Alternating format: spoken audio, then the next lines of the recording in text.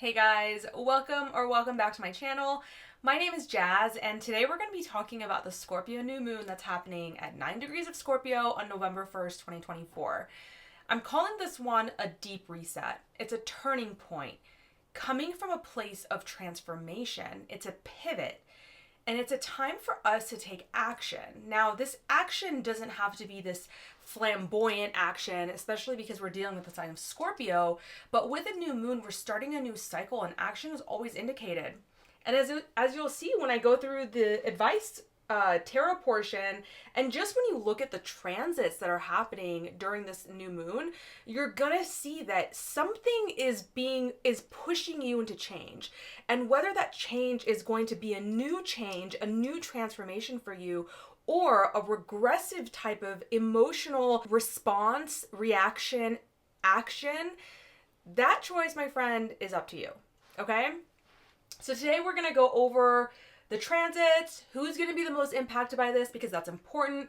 Not everyone's going to feel this new moon as intensely as other people. We're going to go over a little bit of the human design, and we're going to go over a little bit of the tarot. And we're also going to look at the Sabian symbol for the 10 degrees of Scorpio, because we round up if it's not perfectly exact. What is Scorpio, right? And what is a new moon? Well, a new moon, like I said, is the beginning of a new cycle.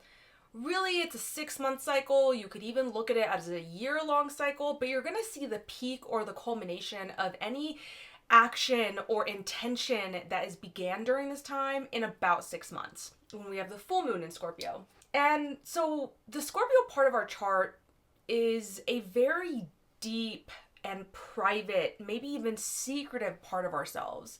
It's a place in our lives in which we get a lot of opportunities for transformation, for regeneration. And with transformation, it comes with this destruction. So there, in the Scorpio part of our chart, there's always this struggle, this death rebirth struggle that we feel, that we're constantly trying to do something in a new way. Things have to fall apart and get rebuilt. And so this isn't an easy part in our chart, but it can be very, very, very rewarding if you put in the work, right?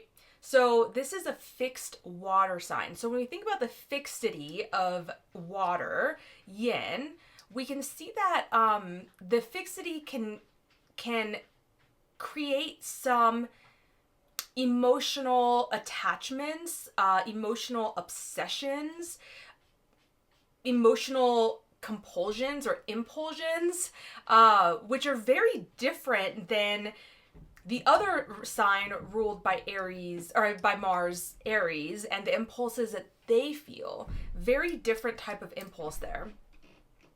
So yeah, it has to do with passion. It has to do, Scorpio is about trust. It's about intimacy. It's about alchemy. And it's ruled, like I said, by Mars, but also Pluto. And so it's really interesting that we have this Mars-Pluto opposition, which I've talked about at length. And I actually do have a video that I'll have linked down below that goes more in depth about the Mars-Pluto opposition. But we also had it, building during the full moon in Aries too. And so when we talk about Mars and Pluto, very different, of course, right? But in some ways, they deal with our conscious and unconscious desires. Mars being conscious and Pluto being unconscious. So when we look at Aries making impulsive decisions, it very much is like you would think. Like Mars brings this impulse up, makes it conscious, and they act on it, and sometimes they don't think it through. And so then, they have to deal with the consequences of that or whatever. And that's just, it comes from a very conscious place, generally, right? Like we all as human beings have a subconscious that rules most of our lives. But generally, it's like they act on this, this impulse that is very conscious. It comes up into their consciousness. But when you have Pluto in the mix, as Scorpios are ruled by Pluto as well, there's this unconscious desire. And so a lot of people find that being around Scorpios or Scorpionic people can be unsettling, because there is a sense that they have secret motivations of some sort. This is the 8th house of secrets. This is the 8th house of mystery ruled by Scorpio. you may not think, because everyone talks about Scorpios being really thorough about what they want to do, which is true. They like to really make sure that they know what they're doing, but they are also prone to being super impulsive. And how can you not be when you're ruled by Mars and Pluto, right? So they can definitely have Martian impulses or compulsions, but I think this is interesting to note because we just had the full moon in Aries, which was such a different energy and flavor of intensity and impulsion to act versus Scorpio, which is why I'm going over this. I just feel like there's such a difference, and if we can excavate that a little bit, it might help us see what kind of action this new moon may be wanting from us, right? So when Scorpios act impulsively, a lot of times they don't even know why they act a certain way.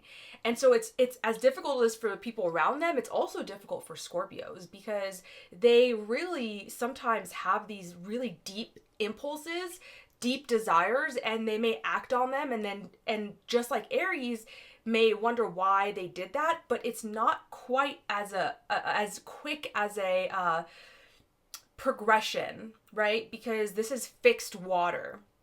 So that's where this broodiness part of that can come from, right? Because when these impulses happen or when they have these deep desires and they act on them, they can't just bounce back like Aries being like, oopsies, didn't mean that, sorry. You know, it's a much deeper process for Scorpios. Scorpios are often themselves left in the dark about their own desires, about why they feel the way they feel, why they feel so intensely, why they feel so strongly, why they act in certain ways when they do, you know, when it seems like it's not coming from a place where they understand it. And so this is also another part of Scorpio's desire for figuring it out, you know, and getting deep, because it's like, why am I desiring this? Why am I wanting this? This is why Scorpio in the 8th house is really ruling our shadow work that we do. In Jungian psychology, we talk about shadow work. It's about seeing these parts of our psyche that are not so apparent to us, that are kind of out of our conscious grasp. And so they can be confusing, but the work that is done there is so immensely rewarding for integration, for wholeness, for individuation, and that process that we go through as human beings. So Mars-Pluto opposition, conscious versus unconscious desire. A lot of times, and during this full moon specifically, I'm feeling that a lot of people are going to have a very strong impulsion to act differently. And the impulsion is coming from this Mars-Pluto opposition. And we have a choice here, right? Because Mars is in Cancer, Pluto's in Capricorn, both at 29 degrees on November 1st. They're coming to an exact by November 3rd. We are going to have an impulsion to do something different, to be different in the world. Now, some of us may experience that as Mars in Cancer, which I have a video on Mars in Cancer, so it's very nuanced. I do believe there's so many beautiful, positive, powerful things about Mars in Cancer. One of the negative sides of Mars in Cancer, though, is regressive emotional reaction. Desiring emotional safety like a security blanket, right? And not wanting to move into Pluto and Capricorn, which Capricorn is all about not being safe in the sense of emotional security. It's about stepping out into the world and being in a way that is very public. And you know, the Capricorn people that I have in my life, it's not so much money and status that drives them, but a desire to be better, a desire to reach their goals, a desire to keep achieving and building and climbing something, whatever their thing is. It doesn't have to be status. It doesn't have to be money. I think that's a huge misconception, in my opinion, about Capricorns. Like, they're not all obsessed with money. Like, yeah, they want material security, yes, but especially for very healthy Capricorns, they recognize that their purpose is much more than just money, right? So Pluto and Capricorn is, you know, we talk about people who have like the nodes, South Node in Cancer, North Node in Capricorn, that they're having to leave the security blanket of their home, of their families, and go out into the unknown. And so when this desire around this new moon comes about to be different, to pivot, to react to a situation differently, you're going to have an option to transform the way that you would normally act in this situation, or go back to what feels safe. And like I said, neither is good or bad. And we can also evaluate which one is probably better for our evolution. Now, you could still argue that going back into the regressive old ways of doing something could have some value, because sometimes we need to repeat these patterns a million times before we are really ready for a change. But if you have the capacity and the ability to lean into the intuition to act in a way that you know is transformative, that you know is going to be maybe more difficult for you, but it's evolutionary, it's growth oriented for you, and you can feel that, right? So things that come up to be impulsive now could be that it's the unconscious desire of Pluto coming to a head with your conscious desires. What's interesting about this is that Juno is involved in this opposition too at 29 degrees of Libra. It's squaring both Mars and Pluto. So for a lot of us, there may be commitments depending on where Juno sits. Generally has to do, it's kind of a more relationship oriented sign, but it really is a asteroid of commitment. And almost commitment to a fault, right? Because if we think about Juno, I think I've talked about her story a little bit. I mean, obviously there's more to her story than this, but one of the main stories that's attributed to her is that she was married to Jupiter, Zeus, and Zeus cheated on her. And she felt like she was stuck. She was devoted. She was a ride or die, but almost to her detriment, right? Because she was angry and she was pained, but she didn't feel like she could take it out on Zeus, so she took it out on his conquest instead. And so she sought revenge on the women and other people rather than Zeus himself. And so a lot of times there can be this misdirected rage or wrath. There can be a feeling of helplessness or betrayal, and yet staying commitment. So it's almost like staying committed and devoted to a pattern or a contract or a person or a situation that we feel like we must be this devoted to, but something is saying this contract that you have must change. And so the change, like I said, could be regressive or evolutionary.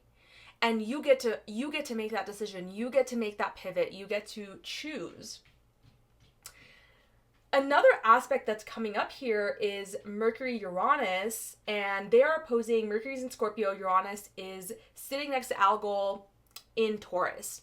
And so there could be unexpected communications, but this Mercury-Uranus in hard aspect a lot of times comes out as mental restlessness, which is what can cause unexpected communications, because when the mind is restless, we tend to not be mindful, and so then things blurt out. Uranus has this electric quality to it, and this is an outer planet as well, so this is kind of the unexpected and almost like unconscious like impulse to say something, and then you're like, oh my god. Like people who have Mercury Uranus in their birth chart will have a lot of oops, like, ooh, why did I say that? Or like it comes out and it's just so out there or so out of nowhere, and people are like, what was that about? Like, why would you say that? And why would you say it like that? You know, it's like it's got a zing to it. And so Mercury-Uranus opposition tells me that around this full, or around this new moon, there may be either like a very innovative thought or a conversation that brings about so much innovation, or it could also be that you're learning something, because Mercury's in Scorpio, and Scorpio is a sign of secrets. Maybe you're getting some unexpected secrets revealed, or someone tells you something and it makes you realize something about something else. And you know, Uranus is about to leave this Taurus house, right? And so this is an interesting axis to have this on during this Scorpio new moon, that you may be alerted to something or recognize the links between something that could be helping you in your Taurus part of the house. So we'll talk about that more in the all signs. But I just wanted to say, you know, when we're talking about these decisions to pivot, it's most likely for a lot of us going to be pivoting around some sort of agreement that we've had for a really long time, and some sort of situation or pattern, and we are being asked to react to it in a different way, thus starting a new cycle in the Scorpio part of our chart. Now, of course, if you have anything around, let's say 6 to 12 degrees of Scorpio personal planets, or any other fixed sign, so Leo, Taurus, Aquarius, 6 to 12 degrees, personal planets or points, you're going to be feeling this new moon a lot more than other people. For other people, if nothing is contacting, this new moon might not be as explosive, although, like I said, with the Mars-Pluto opposition at 29 degrees of Capricorn, Juno at 29 degrees, squaring both of them, I don't think no one is not feeling it. I think that some people are just going to be feeling it a lot more than others. So we get this sense that the moon doesn't love being here because it just wants to feel safe. And Scorpio is like, let's purge everything. So, you know, the axis of Taurus and Scorpio is very much about control, which is why it's interesting that for the tarot card for this new moon, I got the Four of Pentacles, which is a card of power and control and hoarding almost, you know, of being conservative and feeling like I've got to hold on to what I have. It's very Taurian, actually. And it's not to say that Scorpio does not want safety, but Scorpio seeks emotional control. It seeks emotional safety. For Taurus, physical safety is good enough.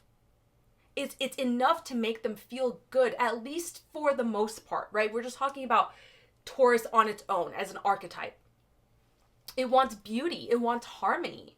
It wants, the sensual pleasures of life. Stability. That's good enough. Scorpio says that's not enough for me. I need depth. I need to dive deep into the underworld and see what is going on beneath this, right? Pluto, unconscious desire. And so the moon here is going to feel, it can feel volatile. It can feel unsettling. Recently on my silent retreat, the teacher told a story about how there was a monk that on the front of his door, when students would come see him, it said DIN, which stood for do it now. And he was speaking of spiritual urgency, is that like, when will you do it? When will you start your practice? You know, in this scenario, it'd be meditation, but when will you start the practice of going internally, whatever way that is for you? And this is kind of the energy I'm feeling right now during this new moon and for the 6 months that follow, is that there is a desire in most of us that we want to do something differently about these commitments that we've made, about the relationships, because the Sabian symbol here actually is, for 10 degrees of Scorpio, is a fellowship supper, and the theme is mutual support, and it talks about friendship and coming together of individuals in mutual support and appreciation, and nurturing and renewing relationships with those who mean the most to you. So this is, even though this is Scorpio, which Scorpio is very relational in nature, right? The 8th house is very relational in nature. It's also indicated by this Juno in Libra at 29 degrees squaring Mars and Pluto, that this is really about something relational, and it depends on where this falls in your chart, but it's about a commitment that you've made to some sort of relationship or some sort of relating pattern. Some other aspects, we have a grand water trine between Mercury, Mars, and Neptune, right? And so that's really beautiful to give us some sense that, and knowing that our thoughts and our communication, even though it may be unexpected, coming out of nowhere, are we using that communication in a way to stand up for ourselves, and are we still doing it with compassion? that energy is so available to us right now. It's like we can have these electric moments and then bring it back to, I want to use my voice to stand up for something, stand up for myself, to stand up for emotions, and to stand up in a way that's compassionate still to other people. We also have Saturn and Pisces trying the sun and moon in Scorpio. So that's giving a little bit of stability. And it's telling me, like, once again, this impulse to do things differently would be really well supported by Saturn. That this is a part of your growth and the stability that you're trying to build through Saturn is saying, yes, I will help you here if you need it. Look to me if you need me. Now, the human design is cool too, because we've got one channel that is being activated during this new moon, and it's a channel of surrender. And it's connecting the spleen, a place of intuitive awareness, to the ego, which is our sense of self and self-worth.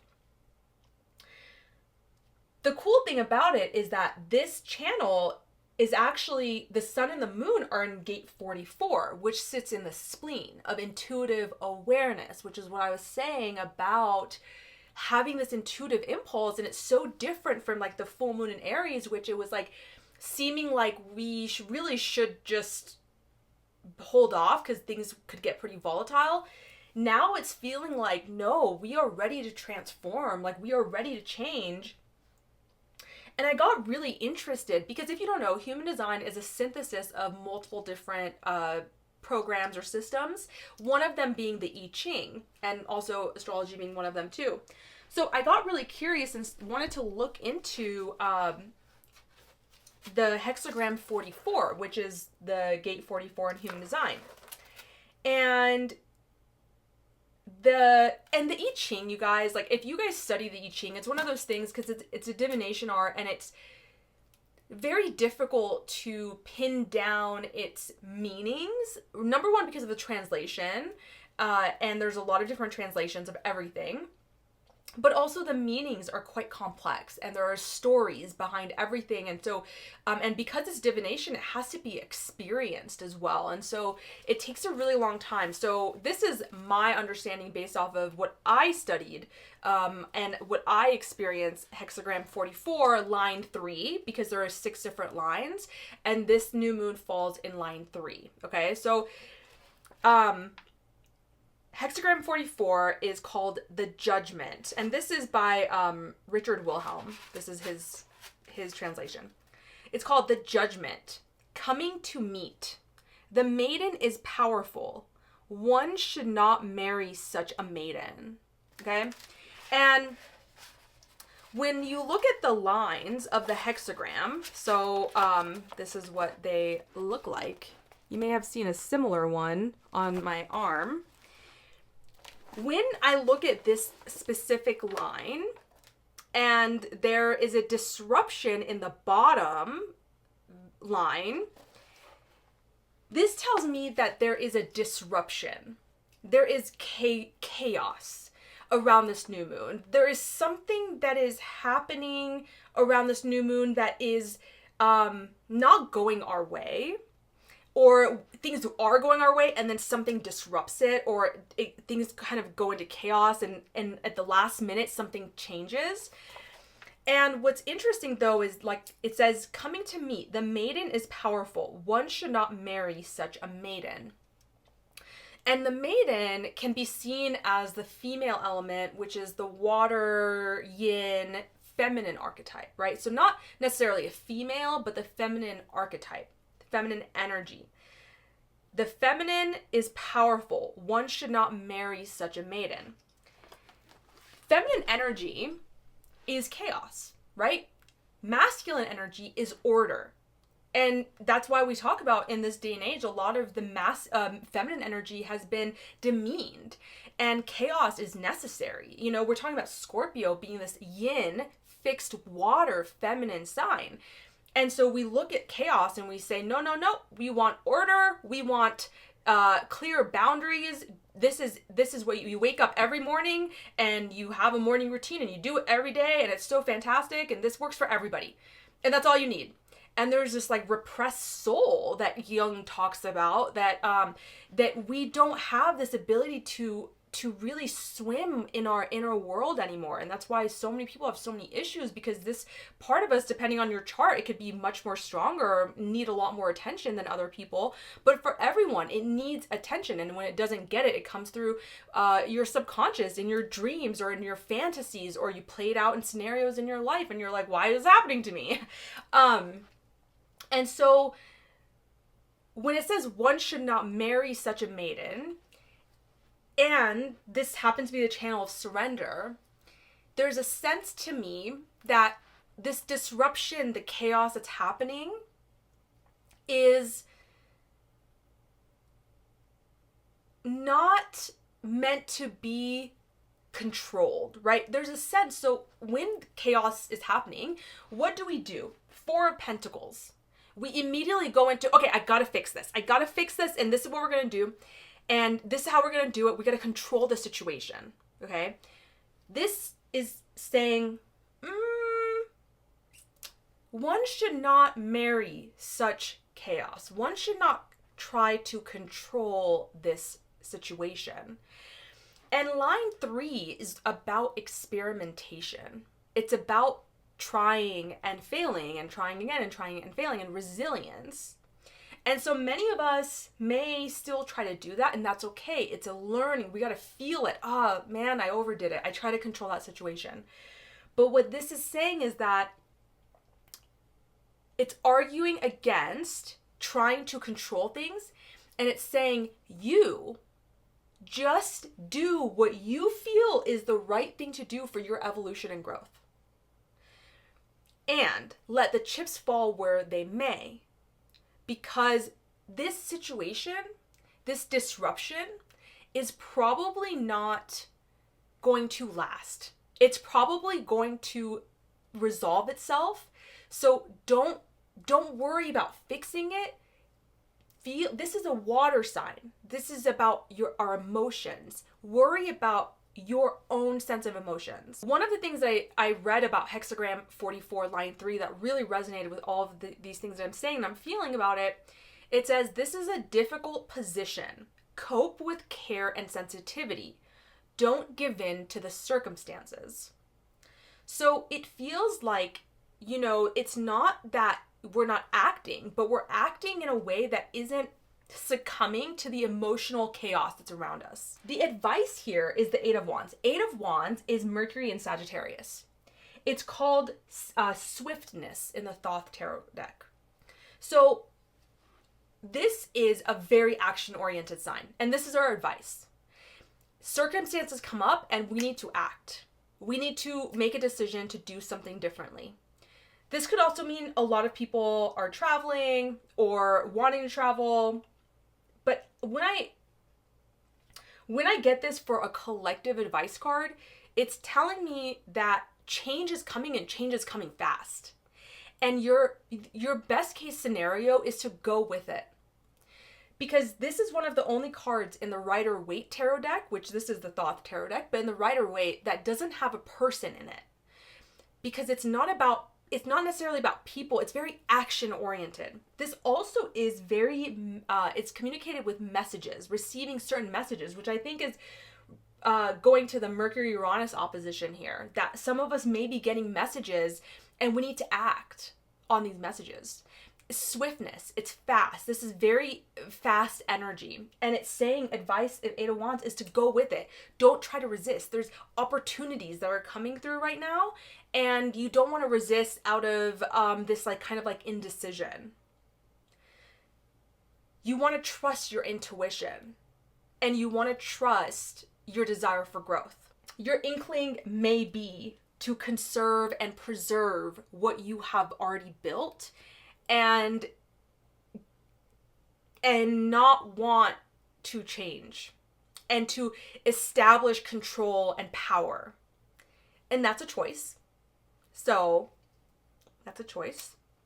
So in the next video, we're going to do the all signs portion for every sign. We're going to see where this new desire to be in a different way is happening for you guys, and where these commitments are no longer valid for this state of being that you're in right now. Let me know how this resonates for you guys. I look forward to seeing you guys next time, and yeah, have a beautiful day. All right, so for my Aries, Sun, Moon, and Rising, a new 6-month journey begins in your 8th house. Your 8th house of transformation, of intimacy, of shared resources, of your psyche, of mystery and secrets. Now, at the same time, Mars is at 29 degrees of Cancer in your 4th, and Pluto is in 29 degrees of Capricorn in your 10th. And I've made a video about this already, so you can listen to that down below in the description box. But I believe during this, because those are the rulers of Scorpio, this tension, this Mars-Pluto opposition tension, is creating so much conflict internally or externally that it's pushing you to start this new journey in your 8th house. 8th house is also a house of healing. So, it could be that Mars in your 4th house has brought up some really outdated emotional patterns. And Pluto in the 10th is really trying to finish this last oomph in your public life, in your career, in your status. There is a mismatch between the two. You're having these outdated patterns that are telling you to stay or do one thing. And then the Pluto in the 10th is pushing you into this new way of being, into this revolutionary, transformational way of being, which feels more difficult, right? Because Mars in Cancer, it's kind of like, on the negative aspect, it can be regressive in nature. It can make us regress back to old emotional patterns that make us feel safe, but aren't conducive to where we are now or to our growth. And so there may be tension here. I mean, for you guys, there could be conflict within yourself, but it could also be within your home.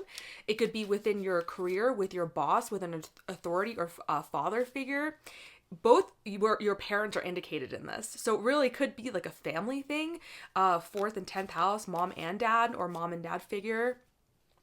But beyond that, it can really be, and it's also your home and career, but beyond that, it can really be your internal private life and your external public life and your legacy that you're wanting to put out there. They're coming to odds right now, and you're feeling this tension really strongly. And because of that, you're like, I don't want to do this anymore. I want to be in a new way. I want to reconcile these aspects of myself in a new way. And this can push us into this new 6-month journey that's beginning in your 8th house of transformation. Maybe you're recognizing that there are different ways that you need to ask for help. Aries, you guys love to do things on your own. You're very independent, and you're very good at just being able to handle things on your own. You're very assertive, and you're good at figuring it out on your own. And the 8th house is a relational house, regardless if it's emotional or financial. I mean, it's both. So it's a relational house. And so for you guys, it feels like maybe some of you guys need to ask for help. Maybe some of you guys need to transform the way that you share intimacy with another being. Maybe that's outdated as well, and that's what's causing these issues in the home and at work, because your ability to be intimate with somebody is hindered, or it's unhealthy and outdated. There's a lot about outdated patterns right now. 3 of Swords, sorrow. Yeah, I mean, I'm feeling like some of my Aries are kind of broken down right now. It could be like a heartbreak of some sort, but the 3 of Swords to me is really more than just about love. It's about going through a time of feeling lost, of feeling betrayed, of feeling like mental anguish and sorrow. This is the card of sorrow. I think with Mars and Pluto at the 29th degree here, you're kind of sick of it. You're honestly kind of sick of it, and you want something new in your 8th house. So, it could be that you're setting an intention to be different within your intimate partnerships. Even if that is not just your partner, right? Like anyone that you find that you have an emotional connection with, that you want to have an emotional connection with. So this would include family members, right?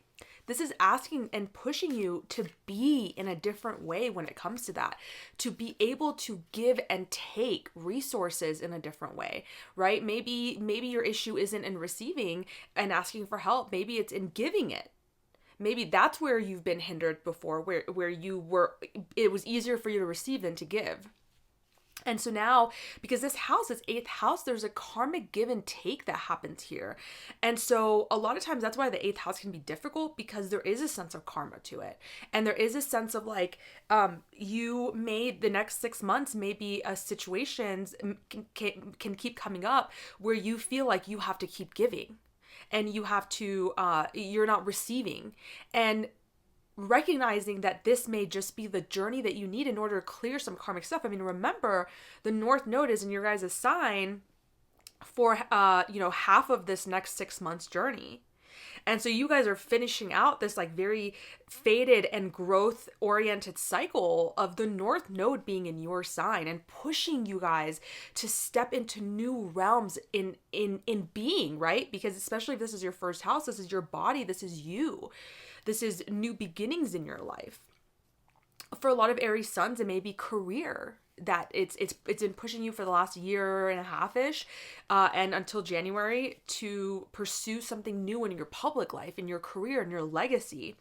And obviously having the South Node in your in your 7th house during this time, your relationships have been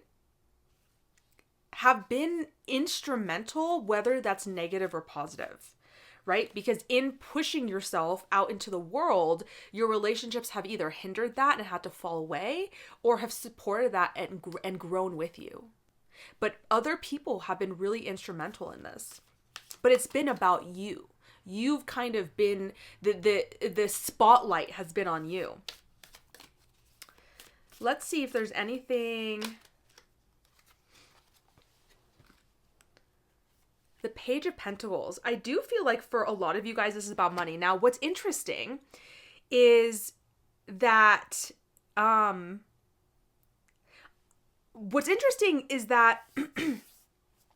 feeling like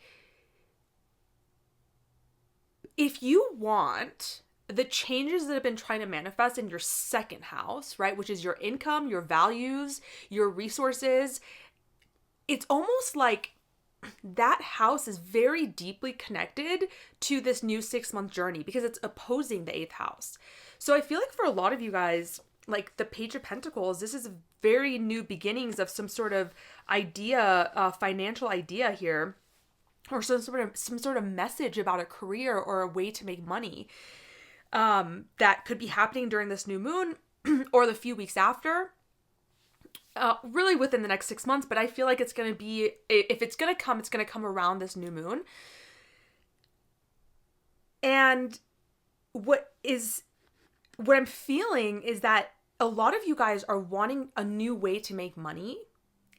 And maybe you've already started pursuing that. And with this new moon in particular, I feel like your 8th house transformation, you making a decision about being a different way when in regards to shared resources, intimacy, transformation, death and rebirth, loans, inheritances, your psyche, mysteries, healing, give and take, all these things that we talked about, you being in a new way in that part of your chart is going to help you. In 6 months, when you see the full moon happen in Scorpio, you're going to see that it directly impacted your 2nd house as well. It directly impacted your job. It directly impacted your income, your sense of worth, and your sense of values in your life as well.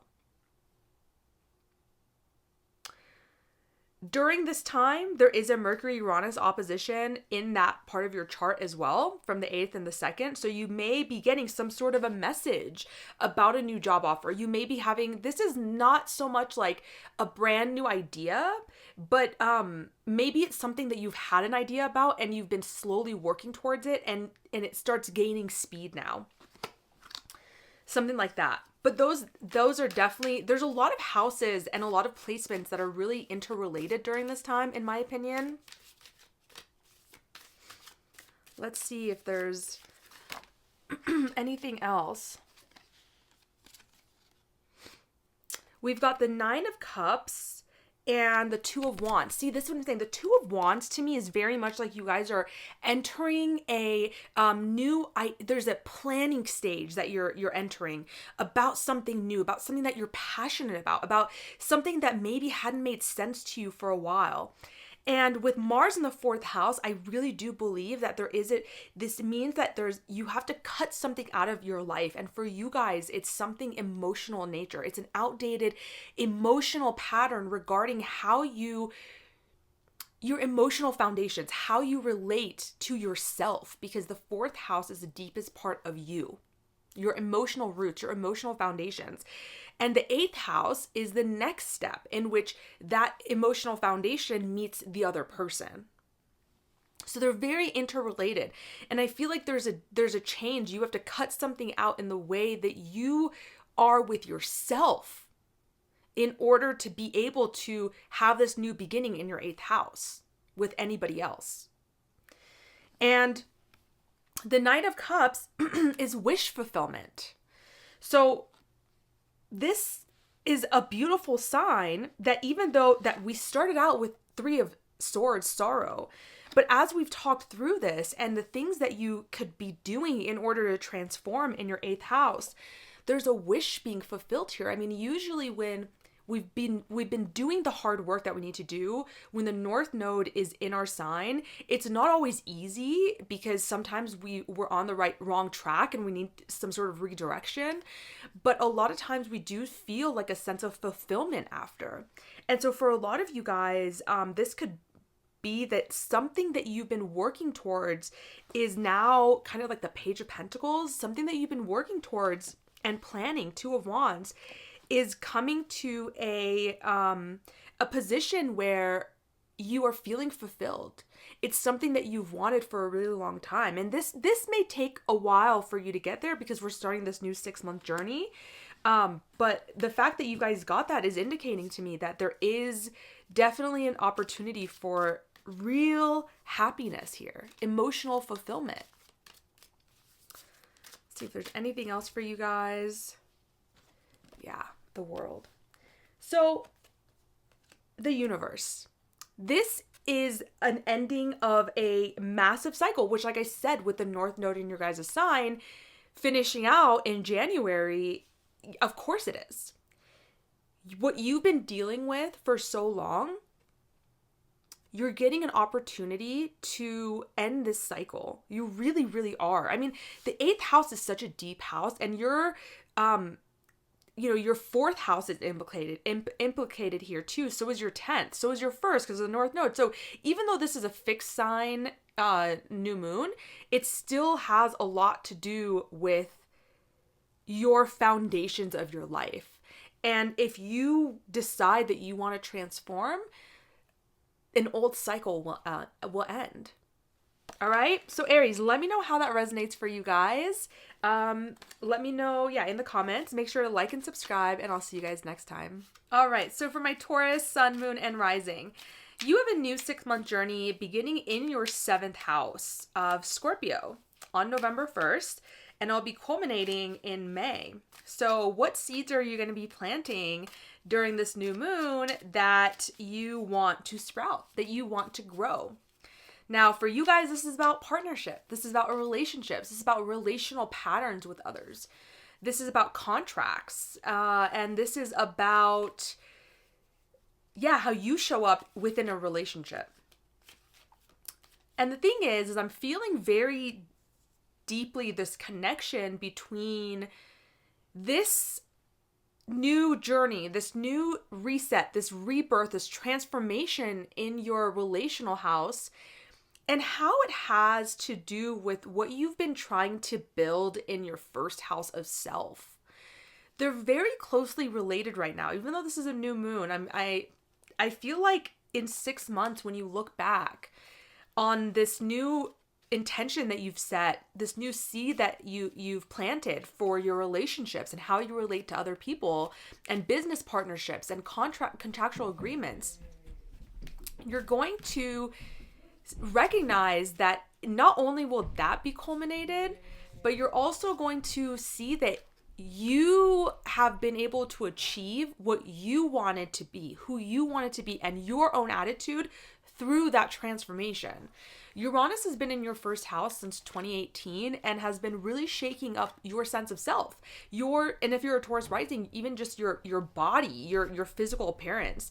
For Taurus suns, it could be more of like a career thing. And for Taurus moons, it could be more of an emotional thing. But Uranus has been there in Taurus nonetheless. And so, next full moon in Scorpio, you're going to see that this interrelation between your relationships and your relational patterns and your new beginnings and your attitude and your sense of self. Now, Mars is in your third, Pluto's in your ninth. I already made a video about this in depth. I'll link that down below, so definitely listen to that or watch that if you haven't already. I go more into depth about it. But I think that what's happening is that the chaos in your third house, the changes in your third house, the busyness in your third house, or, Mars Pluto can be a lot of disagreements, opposition. And your sense of desiring to really integrate the belief systems that you've made over the last 16 years that you've worked so hard for. Those two things are what are pushing you into making a new decision that you want to be different in relationships, because the chaos is too much and it's building this tension and conflict within you. And you're in your day-to-day environment, right? Your Mars in third house means that your day-to-day environment may be really amped up. Your communications may be heated. They may be very passionate. They may be aggressive even. And this is your home life, right? So this is your bubble of people that you surround yourself with. It could be your cousin, it could be your siblings, it could be your neighbors, it could be anyone you live with and you interact with on a day-to-day basis. And it just feels like all of that tension is what is going to give you the oomph that you need to start this new journey in your seventh house. Let's see what the tarot has to say about that. Okay, so we've got Ace of Swords, and then we've got the 10 of Wands. Okay, so my Taurus, I'm feeling, when I get the 10 of Wands, I'm feeling like you guys are, it's called oppression. To me, this is a card of burden. This is a card of feeling like you are carrying so much and there's so much responsibility. You're in charge of taking care of so much, which as a Taurus, being a fixed earth sign, that could very well be you, that you're just so tired of having to be responsible for everything, of having to, it's a burdensome, and you're feeling like that's the only way it can be. But the 10 of Wands tells me that there is a new way that is available to you. And this is the 10, right? So it means that it's the end. You're almost there. And I feel like I've been saying that a lot for Tauruses, but I just feel like this is how it is. And you've got the North Node in Aries in your second house. You just had a full moon in your second house. I feel like for a lot of you guys this is financial, but I also feel like for a lot of you guys this is very mental in nature. We've got the Ace of Swords. There is a new way of thinking, and the seventh house is a air house. There is a new way of thinking. Your mind has to change. Your communication has to change. You've got some air houses in play here.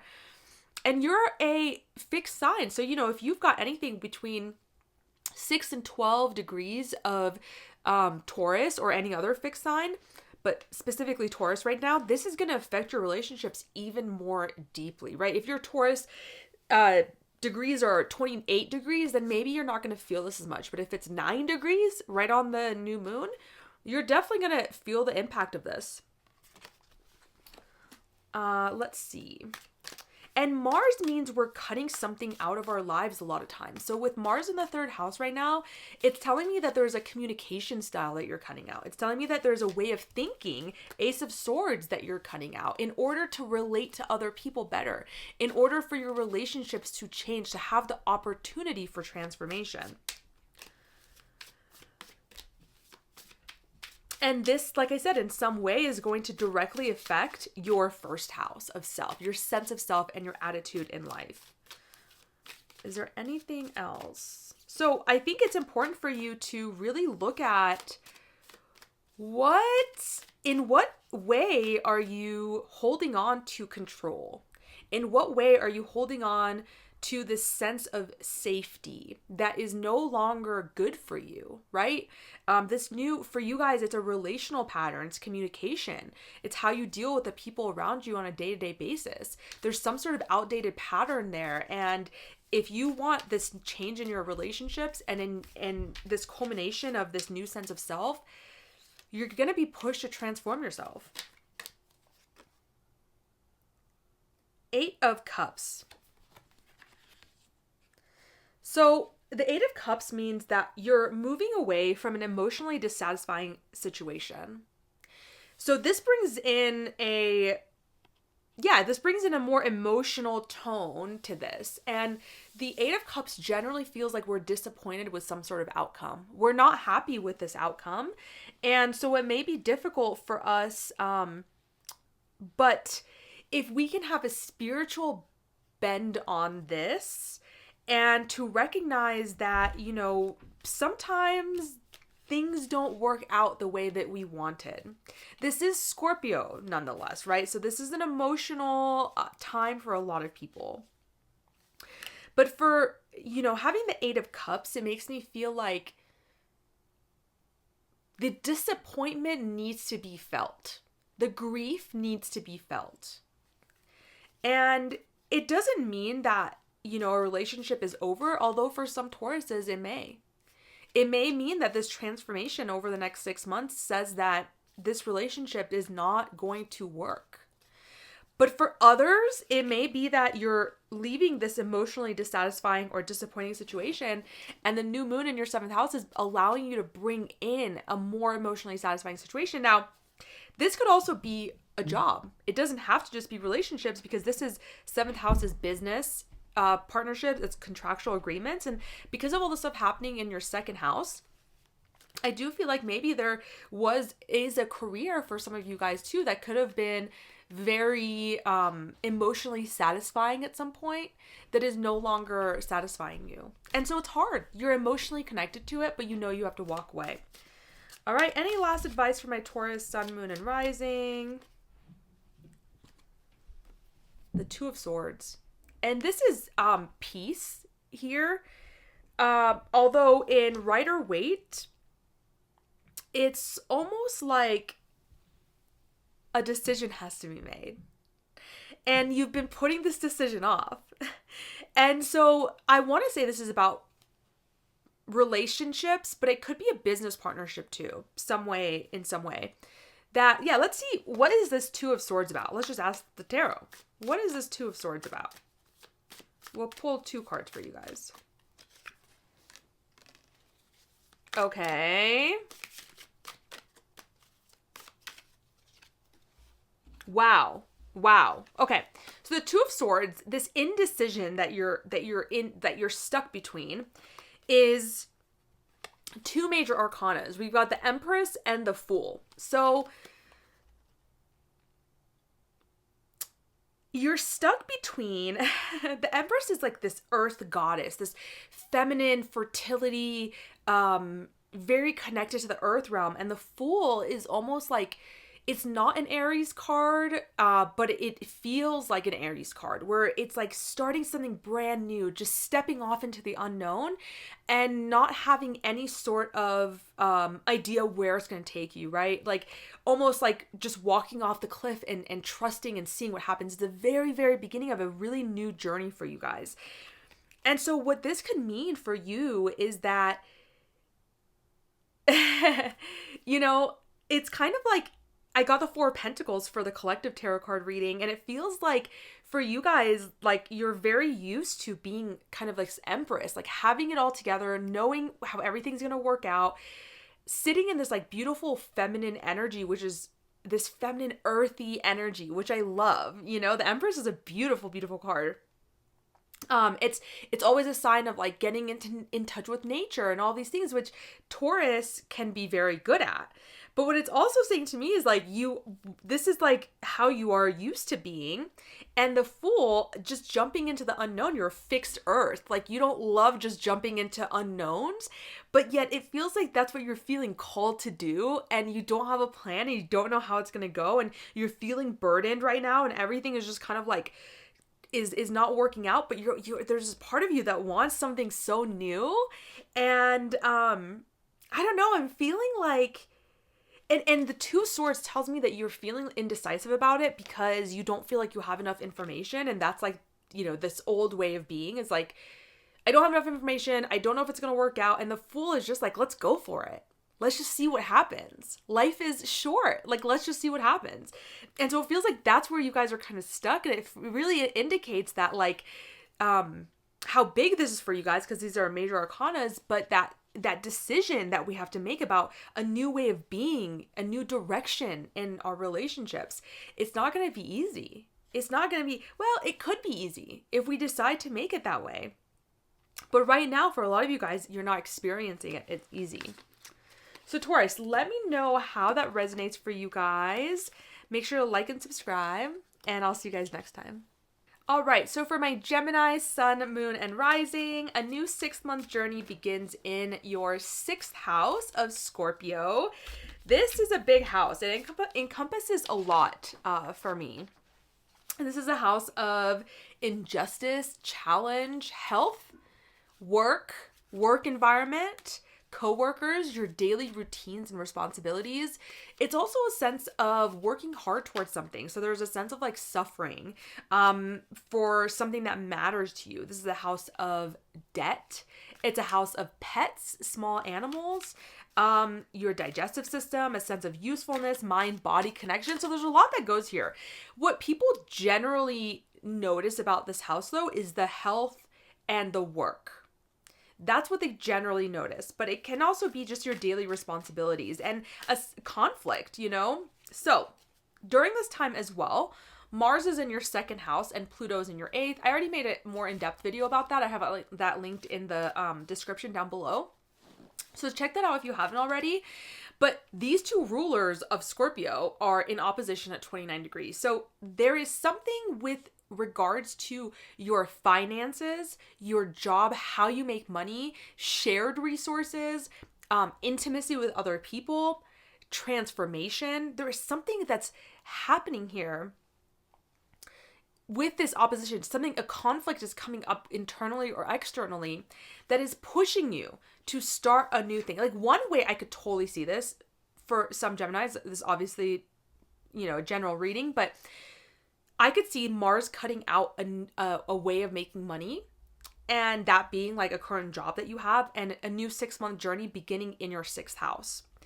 And this doesn't mean that on the new moon, you're going to decide to quit your job. But what you could do is set an intention to say, if you're in a job that's unhealthy for you, that's not working out for you, Mars in the 2nd house gives you the power to cut ties with it. And it will come back to your 2nd house, right? Like even though it's leaving on November 4th, it's going to go retrograde back into your 2nd house. So it doesn't have to be right now. But you're going to have the strength to cut something out in your income, in your value system, in your self-worth. If something is in you is feeling like you're not worthy enough to have a new job that you actually feel fulfilled by, you're going to have a chance to cut that out if you desire. And Pluto in the 8th is begging for transformation, right? It has been since 2008, and it's at the 29th degree for the last time in our lives, coming to a head with the 2nd house. And it's saying like, look at your values, look at your income. Are they matching up with who you are now? Because you've transformed. And there's a conflict between this right now. Shared resources, your intimacy with other people. There could be ups and downs, and there has been since 2008 in your shared resources, money that isn't just yours, that you share with another being, or that you share with a bank, a loan, an inheritance, or something like that. The interesting thing is this new 6-month journey that's beginning in your 6th house, that for a lot of you guys, I really feel like it's a job. All right. But it could be also like if you're health has not been great. And this could be a new 6-month journey, an intention that you're starting, a decision that you're deciding to be a different way, in regards to your work, in regards to your health, in regards to injustice or any sense of inequality that you feel, any litigation. You're starting a new way of being towards that. The interesting thing is, though, that I really feel like the end result of this is going to be very much a deep sense of healing. I really feel like in 6 months, May 12th, I believe, is the full moon in Scorpio, when you see the culmination of this new decision, this turning point in your life, that you're going to be a different way in regard to job, career, health, and justice, being of service to others, your diet, all these things, the mind-body connection. You're also going to see the result of it in your 12th house of healing, of deep healing. Uranus will be moving into your first house and really putting some emphasis on changing you, who you are, in July of 2025. So it feels like this 6-month journey is a healing journey. Even if it's just your job, you're going to see that it actually healed your soul. The changes that you made in your physical life actually also are going to heal you. They're going to heal your soul. They're going to heal your subconscious mind. They're going to heal your spiritual life, not just your material life. So let's see what the tarot has to say for my Geminis. 2 of Pentacles. Oh. Okay. So we've got 2 of Pentacles, the Justice card, 4 of Wands, and Ace of Cups. Okay. So this is definitely feeling like there is a change happening in your physical daily life. Now, this could mean a lot of things. It doesn't have to be a new job, because the 6th house is your daily responsibility. So maybe it looks like your daily routines, your daily responsibilities are changing, your health habits are changing. You're incorporating more of that into your life because you're recognizing that you're not in a healthy space, and it's affecting your money, it's affecting your career, it's affecting all these things. You may also be feeling really busy right now. The 2 of Pentacles tells me that there is a sense that like there is too much going on in your life and you're trying really hard to balance what's happening. And so my advice for that is to definitely just do what you feel like is necessary to do at any given time. Okay. Like Geminis do have a tendency to try to juggle too much, and that's coming up really strongly right now. That you guys are feeling quite busy in some way. The Justice card is interesting because the 6th house is also a house of litigation and law, and conflict in that way. So this could really be that for some of you guys, if you are in litigation or you are starting litigation, justice will be served, okay? And so that's a great thing to know. Now, that doesn't mean that you're going to win. It just means that there's an emphasis on truth. And so if you're going into this with an emotional undertone and feel like I have to win because they did this but they didn't objectively, in the eyes of the law do anything incorrectly, then it may not go to your favor. But know that when this card comes, there's a balancing that's happening. And so don't, really, here's what I would say. If you have been wronged, then you may be feeling justice. If you have wronged others, you're going to see the consequences of that. But also with litigation, like I really do feel like if some of you guys are starting, this is generally like a good sign. And it also just means that your actions right now have long-reaching consequences. And to me, that's what I was saying about the 12th house. That's like that if the actions that you decide to take now in your day-to-day life, the small changes that you make now are going to actually really impact your healing on a very deep level. And when you look back in 6 months. 4 of Wands and the Ace of Cups. So the Ace of Cups is a relational or an inspirational, creative thought that you're having at this time. It could also be something to do with like a relationship during this time. But I feel like for you guys, it's more about acknowledging how far you have come in your life, because the Four of Wands is a celebratory card. It means you're not done yet with what you're trying to achieve, but you've gone to a point where there is some sort of foundation. And so and I feel like for a lot of you guys, this could be in career, because Mars in the second house is very entrepreneurial.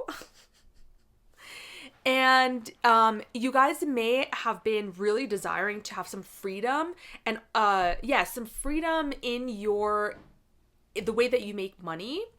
And so maybe you've gotten to a point where it's like you're not really where you want to be, but hey, you know what? I have done quite a lot, and I want to sit and just take some time to really appreciate that for myself.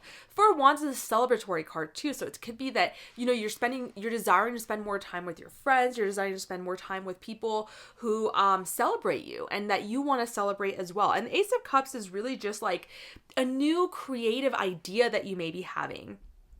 You know, you guys having Saturn in the 10th is really trying to solidify a new public life for you, a new career for you, a new reputation for you, a new legacy for you.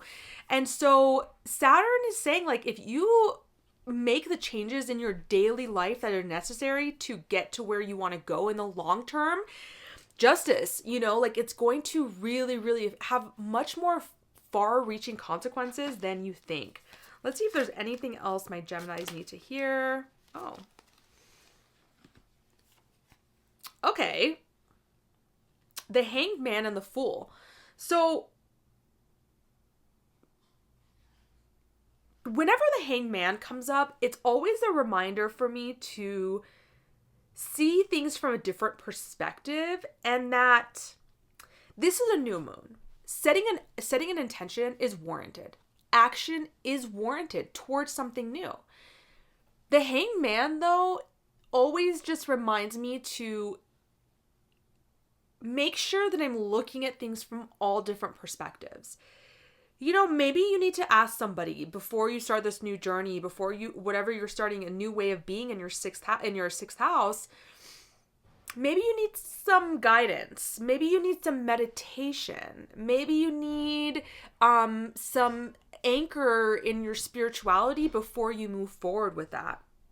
And the Fool is saying that you are starting some sort of a new journey. This is a really beautiful card to get when we're talking about a new moon. And, you know, the sixth house is not the easiest house, especially for Geminis, but really for anybody. It's a quincunx, so it feels very awkward for us and it feels kind of karmic.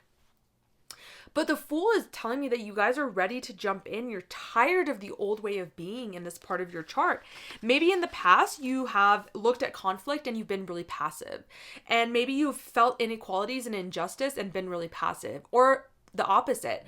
And you're not wanting to do that anymore. And so this means that you're going to have to react to challenges and suffering in a different way. It means you're going to have to react to your job environment, to your health in a different way. So Geminis, let me know how this resonates for you guys. Make sure to like and subscribe down below, and I'll see you guys next time. All right, so for my Cancer, Sun, Moon, and Rising, this new moon is a new 6-month journey that's beginning in your 5th house. It's a decision that you have to make about being a new way, a new direction of being in your Scorpio house, which for you guys is your 5th house. So what is your 5th house?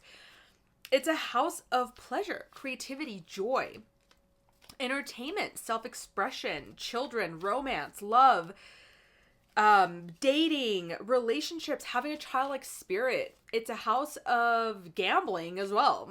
So I'm not really sure if I would recommend that. I mean, maybe you do need a new way of being in regard to speculation and gambling. But I think for a lot of you guys, it's more about how you enjoy your life, how you, the creative projects that you do and how you bring creativity into your life.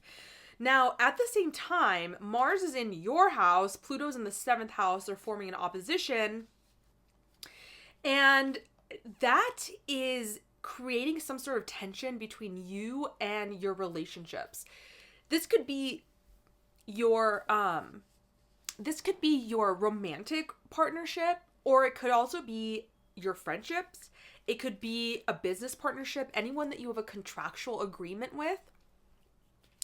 There is some inner conflict arising. So the way I made a video about Mars-Pluto opposition, I'll have that linked in the description. So definitely make sure to check that out if you haven't, because that's definitely playing into what's happening right now, specifically because Mars and Pluto are the rulers of Scorpio, and this is a new moon in Scorpio.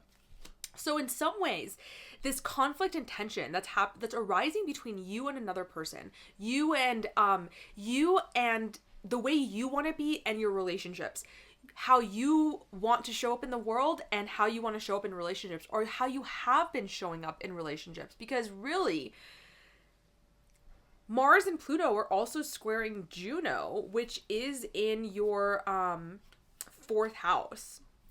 So there are some outdated contracts for you. There are some outdated contracts regarding your life with your mother, your relationship with your mom, your own emotional foundations. This for you guys very much seems like an outdated emotional pattern, because Mars is in Cancer, your sign, an emotional sign. And also because of Juno being in your 4th house and squaring Mars and Pluto. They're saying that the tensions that is being created in your sense of self and your sense of other and your relationships is really because there is an outdated emotional pattern that is keeping both of those areas stuck.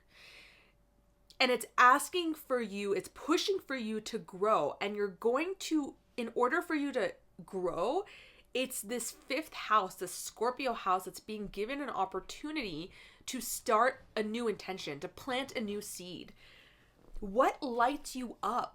What brings this childlike spirit alive in you?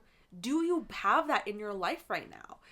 You know, is there a sense of pleasure and creativity and joy? For a lot of you guys, Cancer, especially Cancer risings, this could be that, you know, there is a desire to start a family. There's a desire to be around children, to have children. If you already have children, you want to be around them more.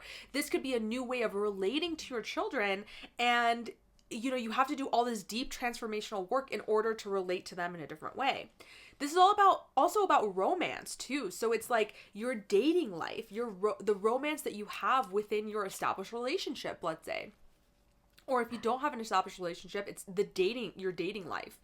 So maybe there is a new beginning. You're relating to people. It's not quite a deep way of relating, right? It's like more of it's dating somebody. So it's not like there's like commitment, and maybe there's a new way that you have to be within that. Because you're realizing, I think the core of this for you guys is you're realizing that your Mars-Pluto opposition in your 1st and 7th is really being triggered by this sense of knowing that there's an outdated emotional commitment. And this commitment is probably to a pattern, but it could also be to a mom. It could also be to your somebody in the home that has kept you in an infantile stage. That's the word that just came up. That is not allowing you to expand and have what you are wanting in your own personal life and in your relational life. Now, Mars being in the 1st house tells me that there's a tendency that there's something that needs to be cut out from your sense of self. Mars in the 1st is very pioneering, gives you a lot of energy, especially if you are Cancer rising. But it also says that in order for you to go in this new direction, something needs to be cut out. So some sort of attitude, and if you're a rising, it may just be a change of appearance, but I feel like it's deeper than that. Some sort of direction in your life, really some way that you view the world has to be cut out so it can be replaced by something newer and more transformational. Let's see if the tarot has anything for you guys. My Cancer, Sun, Moon, and Rising. See, okay, you guys got the 4 of Pentacles, which is what I got for the collective reading. And so this tells me that you guys are really, and this is the thing that Cancer does, because Cancer is concerned with emotional security. And that's why we talk about when Mars is in Cancer, there is on the negative, there's so many positives of that, but on the negative side of that, it can also be regressive emotionally. It does cling to emotional patterns for a sense of safety because it's like a security blanket, and Cancers love having that sense of security and knowing and comfort. And when we are pushed into Capricorn, it is not easy for us. There is it's like there's a tendency to want to hold on to those things, and Pluto in the 7th house is pushing you into unknown territory. And I think that there's so much tension right now that it could be enough to push a lot of Cancers out of that and into this new beginning. It's hard. Cancerian energy likes to be in its comfort bubble, and there's nothing wrong with that. It's not that that's a bad thing, but we also have to recognize sometimes it can be when it's gone to excess. So the 4 of Pentacles is a feeling of desiring control. This is also a card that speaks about feeling like money is really important, and it's like too important, and so we're hoarding. But I'm reading this book, and I love the way he's talked about this. It's called The Art of Loving by Eric Fromm. And he talks about how when somebody is hoarding their wealth, they are never going to experience themselves as wealthy and generous individuals, right? Because even though they have the money, when you give something away, you're experiencing your wealth real time, right? It's not just seeing it sitting in a bank account, but you're experiencing and you're feeling the joy of generosity, of giving unconditionally. And so for some of you guys, maybe there is too much emphasis on financial matters right now. Maybe there is, and the 5th house is a Leo house. It's really about this sense of self and joy and self-expression, and it's not so much about money. And so maybe you're starting to see for some Cancers that there is a new way of looking at your life. You guys have had North Node in your 10th house. So since July of last year, and it's ending in January of this year. So there is a sense that like maybe your career needs to change into something that is more creative, something that is more aligned with your self-expression and not so much about the money.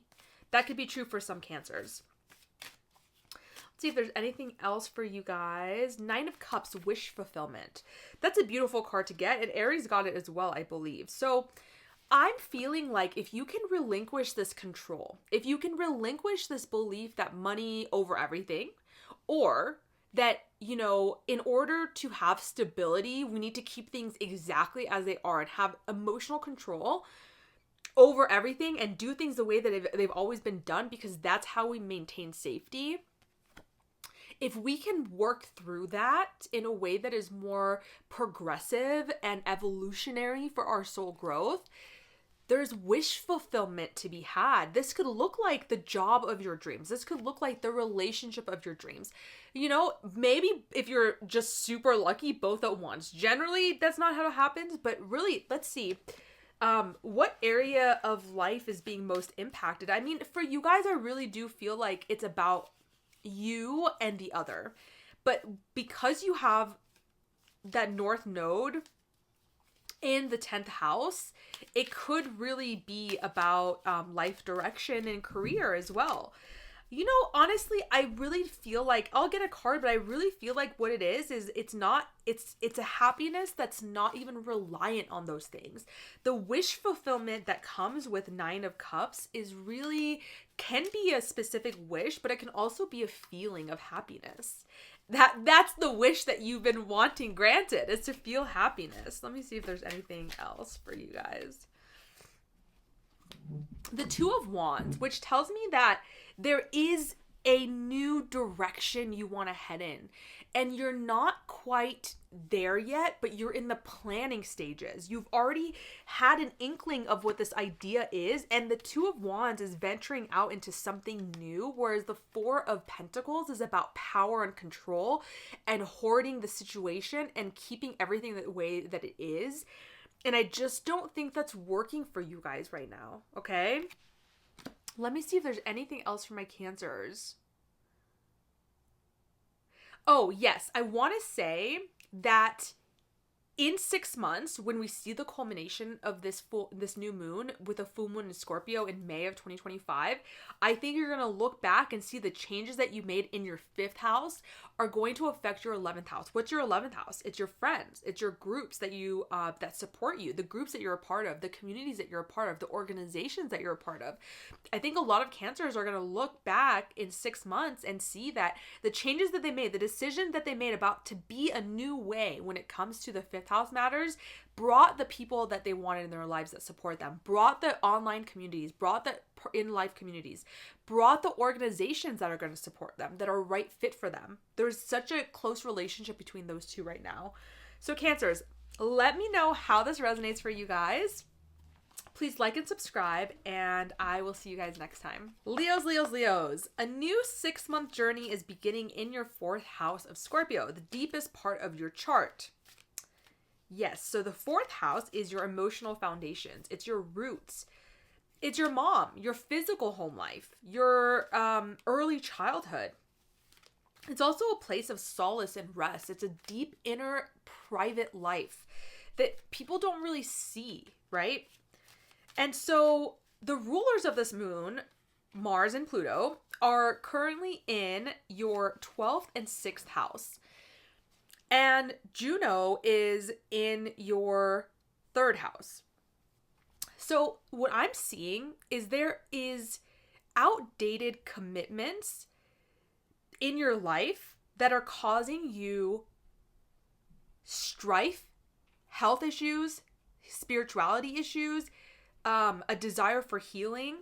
Juno in the 3rd tells me that there's some sort of outdated commitment to your daily life. This could look like committing to being too busy, committing to too many things, right? Your 3rd house is your environment, it's your bubble that you live in. And so it's your neighbors, siblings, cousins, it's your communication, your mind, your learning, how you learn. So there could be an outdated commitment that is no longer serving you here. And I think for a lot of Leos, this could come up as easily like, I'm doing too much. I feel like I'm responsible for too much day to day. And I'm taking on that burden of that, and it's affecting my health, and it's affecting my spiritual health, my healing. Like my physical health and my spiritual health are being affected negatively because of this. Pluto in the 6th is finishing out. It's at 29 degrees after 16 years of suffering, adversities, struggle, hard work, health issues, illness. You know, you could have had issues with work, coworkers, a lot of transformation in this part of your chart. And Mars now is in your 12th, and it's pushing you towards healing. It's pushing you towards healing your subconscious beliefs. And there may be some subconscious beliefs that need to be cut from your life. And Mars is giving you the strength to do that. Mars in the 12th house is definitely a time of rest. It's a time of meditation. It's a time of going inward, of retreat, because Mars is about to go into your 1st house. And so it's cutting out the parts of you that are no longer serving you, that are keeping you back in all areas of your life, because this is a subconscious. And the subconscious is where we act out of 98% of the time, right? So for you guys, this new journey that's beginning in your 4th house is emotional self-sufficiency. And because of all these issues that I'm talking about, taking on too much, it affecting your health, it affecting your body, it affecting your mind, it affecting your emotions, it affecting your spirituality, like you can't do it anymore. And what you're recognizing, Leo, is that while, yes, it's very important to ask for support and help when you need it, but if you cannot support yourself emotionally, no one will ever fill that hole for you. All of these issues that you're having in your 6th house, in your 12th house, anywhere in your chart, is really at the core of it. This new moon is showing you is at the core of it is that how are you supporting yourself emotionally? Are you supporting yourself emotionally enough, right? If you are a Leo rising, you naturally have Scorpio in your 4th house. That makes you a very deep and introspective person, a very private person about your emotions. There's a part of your world that nobody sees. Everyone can think that you're out there and expressive and all these things, but there's a part of you that you're very, very private about, that you're very secretive about, that you don't like letting other people have access to, which is fine. That's what Scorpio likes to do. And what I'm hearing is that the way that you've treated that inner part of yourself has been kind of neglectful. And you're recognizing that the strength begins there in your 4th house, and it looks to your 10th, to your career, to your public life. And I think when you look back in 6 months, you're going to see that the changes that you made now, your desire to be sufficient emotionally, self-sufficient emotionally, and not depend on other people to regulate your emotions, you're going to see how deeply it affects your public life, how deeply it affects your career, your reputation, your legacy, how you show up in the outside world, because you've fortified the inside world and you've made it strong. And strong doesn't mean that we don't feel sadness or these things. Strength means we feel it all and we allow it all to be there. Let's see what the tarot has to say for you guys. See here. For my Leo, Sun, Moon, and Rising. There's a new direction that you're taking in your 4th house. You get to choose this. You get to plant the seed. You get to choose the intention of how you want to be, right? Death, the Scorpio card. This is what I'm saying. The 4th house is very transformational. It's Saturn's in your 8th house, Neptune's in your 8th house. Saturn is trining this new moon. It's like, I'm telling you, the 8th house is transformation. It's healing as well. It's mystery, and it's a give and take in relationships, and it's a karmic house. And I really feel like what this is saying, the death card is so beautiful right now because it's saying there is a way of being at your core. The 4th house is the deepest part of your chart that needs to end if you want the changes in your life, because the 4th house is a foundational house, right? Looks directly to your 4th, but it also has aspects to your 1st and your 4th, for your 1st and your 7th. And Pluto's about to move into your 7th house, and Mars is about to move into your 1st house. So you're going to be lit up. You're going to have so many areas of your foundations lit up in your chart. Right now, what the universe is asking is, can you surrender to the transformation that's happening? Can you purge what needs to be purged and begin this new journey? Because I promise you, you're going to see it change your foundations. You may not see it right now. You may not see the fruits of it right now.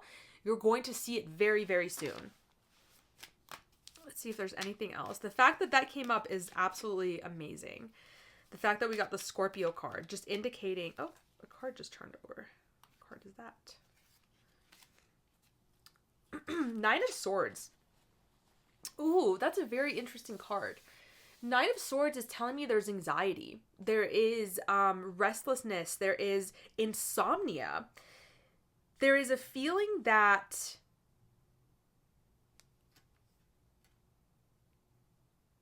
cruelty. That's what the Thoth Tarot card has it as. But there is a feeling that, look at this. It's the swords with blood dripping.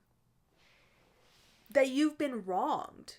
And the 6th house does this, right? Because it's a house of conflict, inequality, challenges, house of litigation. So many of you guys may be feeling this sense of injustice, maybe feeling this sense of cruelty from other people or from life. Like feeling like Mars in the 12th, Pluto in the 6th opposing each other. You may be feeling that other people are being cruel to you. You may be feeling like life and situations are literally being cruel to you. And what this is saying to me is that, like, we need to, I know this is easier said than done sometimes, but we need to let it go. If people are being cruel, if things just feel like they're not going our way, Scorpio says, let it happen. You don't know what's on the other side of that. The 8th house is very karmic. There's a karmic give and take. So sometimes we have to take a loss. And you have Saturn in the 8th. Not the best position for Saturn. Excuse me, but it's fortifying. It's fortifying, just like this is fortifying your 4th house. You are becoming rock solid. And by rock solid, I mean fluid. Like, that's the interesting thing, is that in fluidity, we find strength. In being stubborn, we find pain. We find suffering, right? It's like that just adage. It's like going with the flow. And that doesn't mean surrendering passively. It means that sometimes we recognize that some things are out of our control, and the more we grasp to them, the more it hurts. It's like grasping to these swords and having blood dripping down. Now you're being cruel to yourself.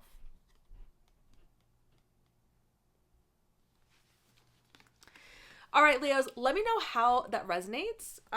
Make sure to like and subscribe, and I will see you guys next time. All right, so for my Virgo, sun, moon, and rising, a new 6-month journey begins in your 3rd house of Scorpio. What is your 3rd house? It's your immediate surroundings. It's your neighbors, siblings, cousins. It's your communication, thoughts, words, skills, skill sets, learning. It's the immediate bubble in which you live in. So everything that's included in that immediate bubble, which is why we say neighbors, siblings, cousins, it's encompassing all of that. The 3rd house is probably one of the most all-encompassing houses. I would say the 3rd and the 6th, because of your immediate surroundings. Like, that just takes in so many things into consideration. Now, the ruler of this sign, Scorpio, the rulers are in your 11th and 5th house. Now, I already made an in-depth video about that, so check that out. It's in the description box below. But the tension in your 5th and 11th house can be pushing you to decide to change what needs to change in your in your 3rd house. Now, you also have Juno in the 2nd house, and it's squaring Mars in the 11th and Pluto in the 5th. So Juno, to me, feels like a commitment that's outdated. And so there is something about your finances, about your self-values, about your self-worth, how you spend money, how you make money, that is outdated.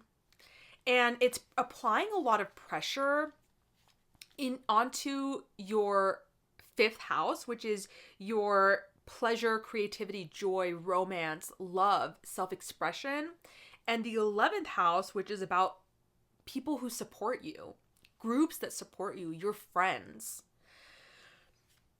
So, what can this look like for some of you guys?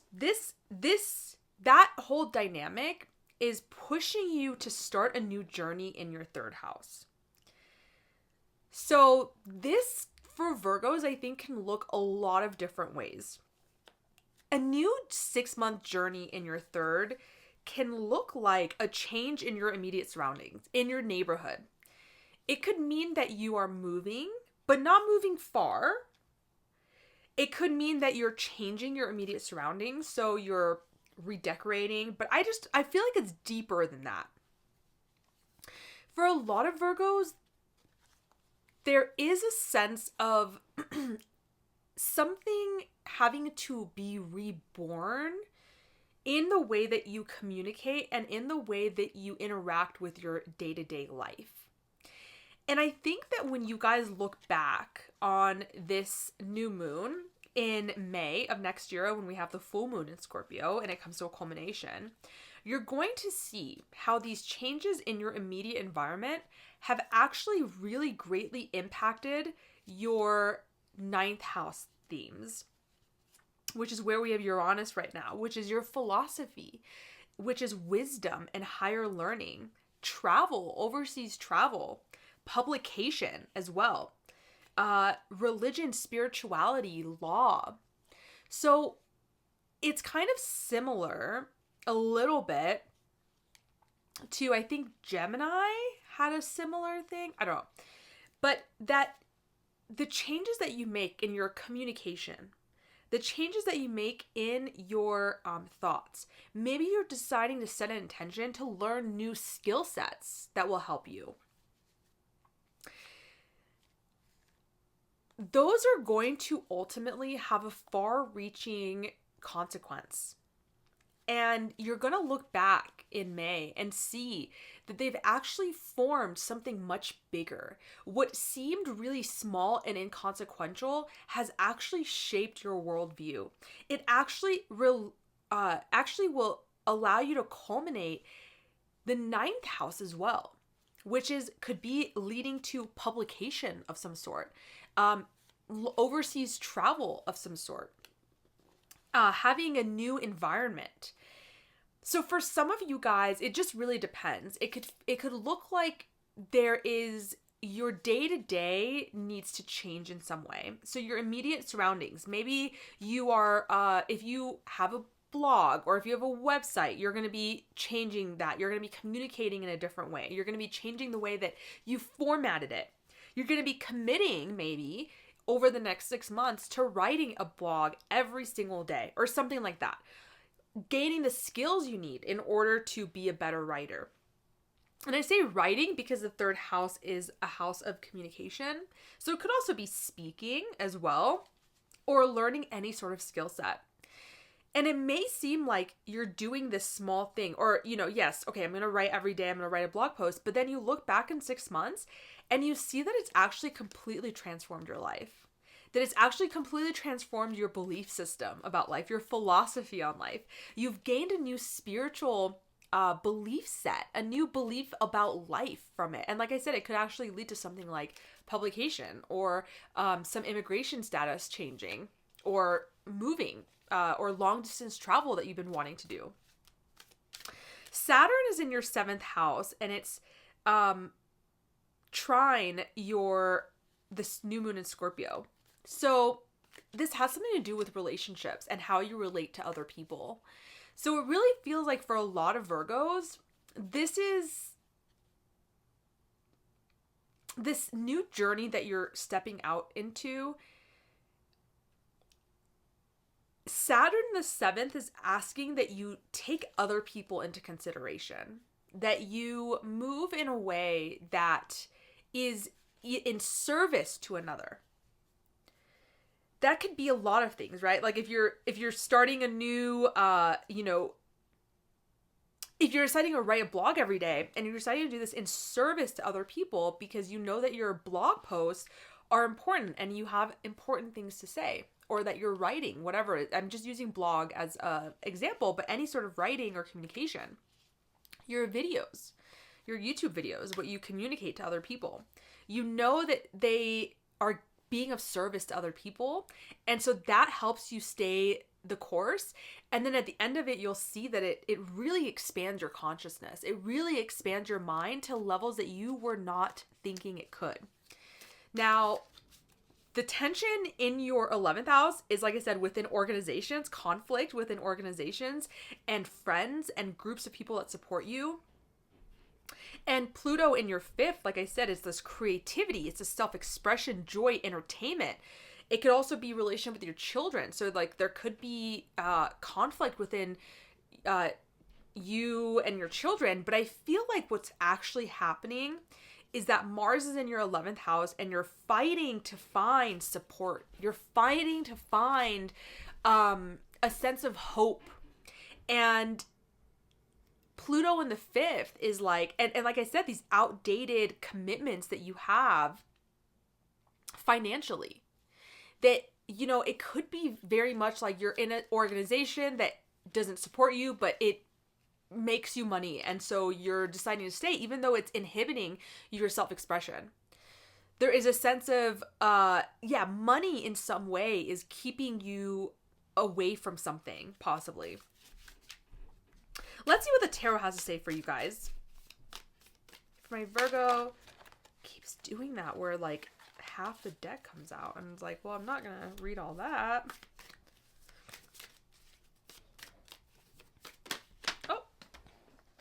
Oh. Okay, so I've got the Three of Pentacles and the Eight of Wands, which the Eight of Wands was the advice card that I got for the collective.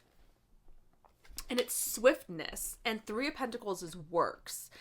Now, this is what I was feeling, is that there is the Three of Pentacles is like you're working together with other people on a creative project, but really the 3 is a collaborative number. So it's like, and the Pentacles is, you know, it's our physical life. So this could be like a career thing. Like many of you guys could be working on a creative project, and this is asking that you work with other people in order to achieve that goal, or that you need other people, like that whole Saturn the 7th I was talking about.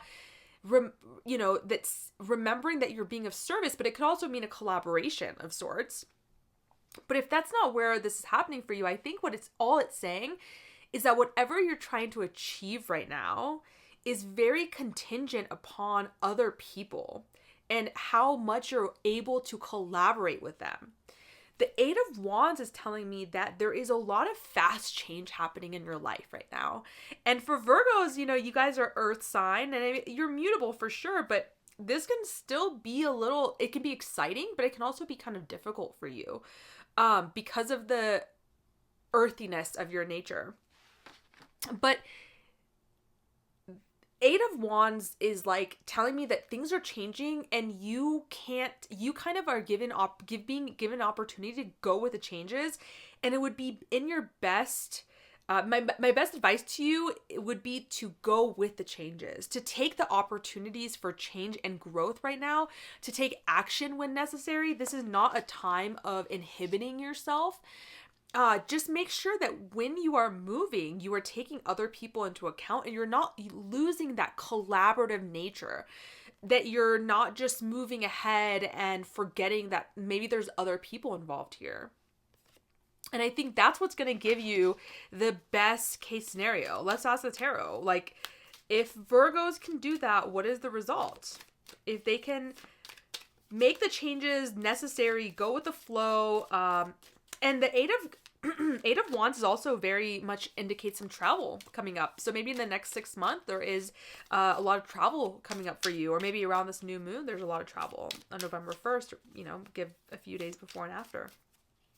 So what would be the result? If they're able to make these fast changes, go with them, but also stay in their collaborative nature. Nine of Pentacles. That's what I'm saying. This is like the card of abundance. And in the Thoth Tarot deck, it's called gain. This is the card of financial abundance, of achieving, I just got chills, of achieving something that you've worked really hard for. And then being able to relish in that achievement and to splurge on yourself and to really I get a sense of this, like someone kicking back and with all their beautiful abundance around them. I'm not a huge materialist, so for me that doesn't look super materialistic in nature, but this is a material card. This is Pentacles, so it could be money. It could be success and a feeling of achievement, career achievement. That's why I keep feeling like there's a lot of people, Virgos, who are doing something with creativity. It's a sort of creative project because of the Pluto in the 5th house. And then but this is implicating, in my opinion, like the 2nd house as well, that outdated contracts that maybe is pushing you into something new. But if you can make these decisions and keep other people and be of service to other people still, gain, abundance is in your future. And this may come about in the next 6 months. I see this as a culmination. When you look back in May, I can see this being what is culminating, is that you are feeling abundant on a material level. Your life is looking really cool. Like that, whatever abundant, physical abundance means to you. And of course, like emotional abundance too, but this is more on the physical aspect. Taking care of yourself, being able to luxuriate yourself. You know, is that a word? I don't know. To splurge on yourself, to really take care of yourself in the way that feels good to you. All right, Virgos, let me know how this resonates for you, and please make sure to like and subscribe. I'll see you guys next time. All right, for my Libra sun, moon, and rising. A new 6-month journey begins in your second house. What is your second house? Your second house of Scorpio rules your income, money, values, self-worth, self-esteem, physical resources, material resources, how you spend money, how you make money. And the rulers are Mars and Pluto are in your 10th and 4th house respectively. So make sure you listen to that video that I did in case you haven't already, because I do give a lot of information in there about the Mars-Pluto opposition that's at play during this new moon. But what I think is happening for you guys is you have Mars in the 10th pushing you towards a new feeling of achievement, a new career, a new public status, a new reputation. A lot of you guys could be looking for new jobs or a completely new career at that. And Pluto in the 4th is telling you to remember that the private life and the home life and the inner life and the emotional roots and the relationship with a mother is also where you have been really transforming for the last 16 years. So don't lose sight of that. In fact, there may be some sort of opposition here. I mean, there is an opposition.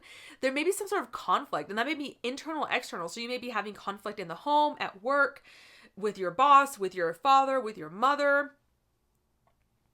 Or it could just be that you're having conflict within the home about career matters, or you're having conflict in at work about home matters or private matters.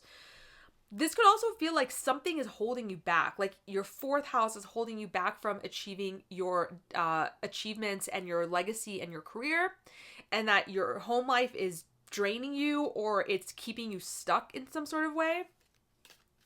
Or vice versa, that your career is keeping you emotionally stagnant and that you can't transform because your career is not transformed. Mars in the 10th tells me that there could really, like I said, be some sort of change. 4 of Wands. There could be some sort of change indicated in your 10th house, or maybe how you approach your career.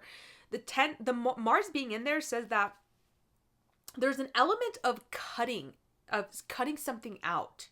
So maybe there's a way that you approach your 10th house things that is no longer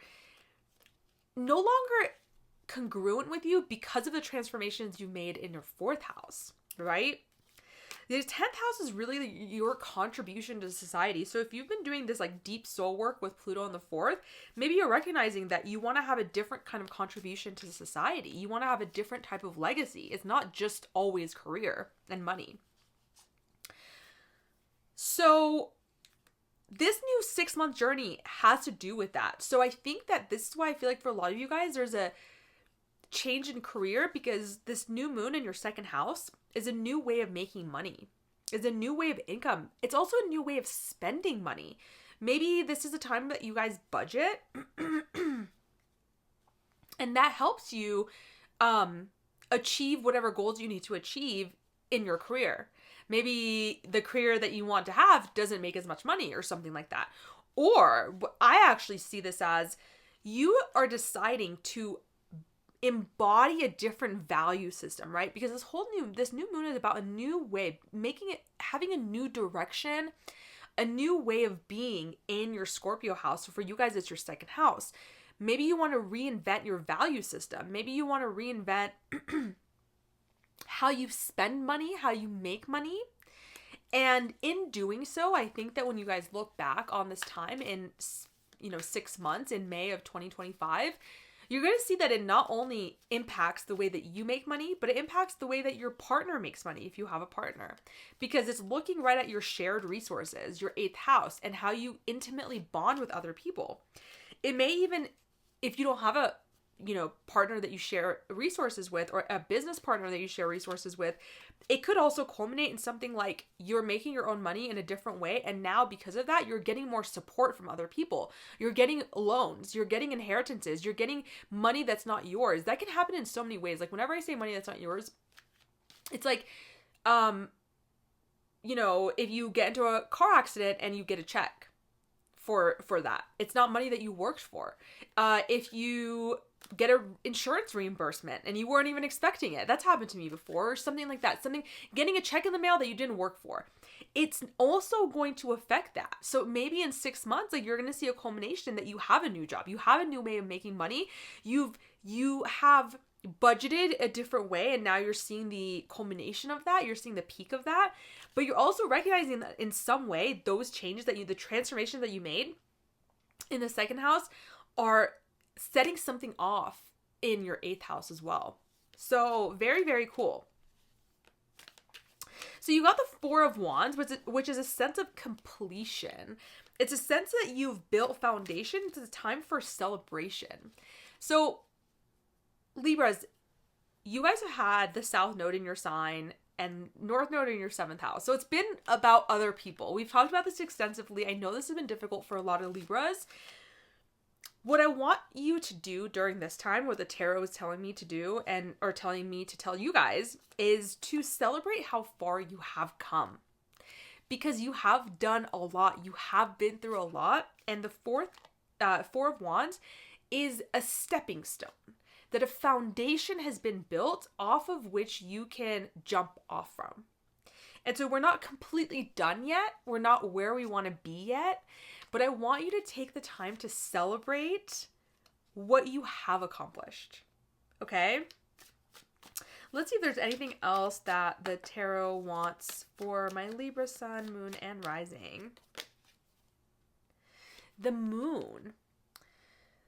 This is a card of intuition. This is a card of emotion. This is a card of illusion. This has a Neptunian feel to it.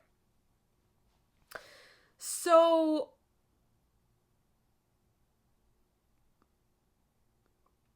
this makes me feel like some of my Libras right now are feeling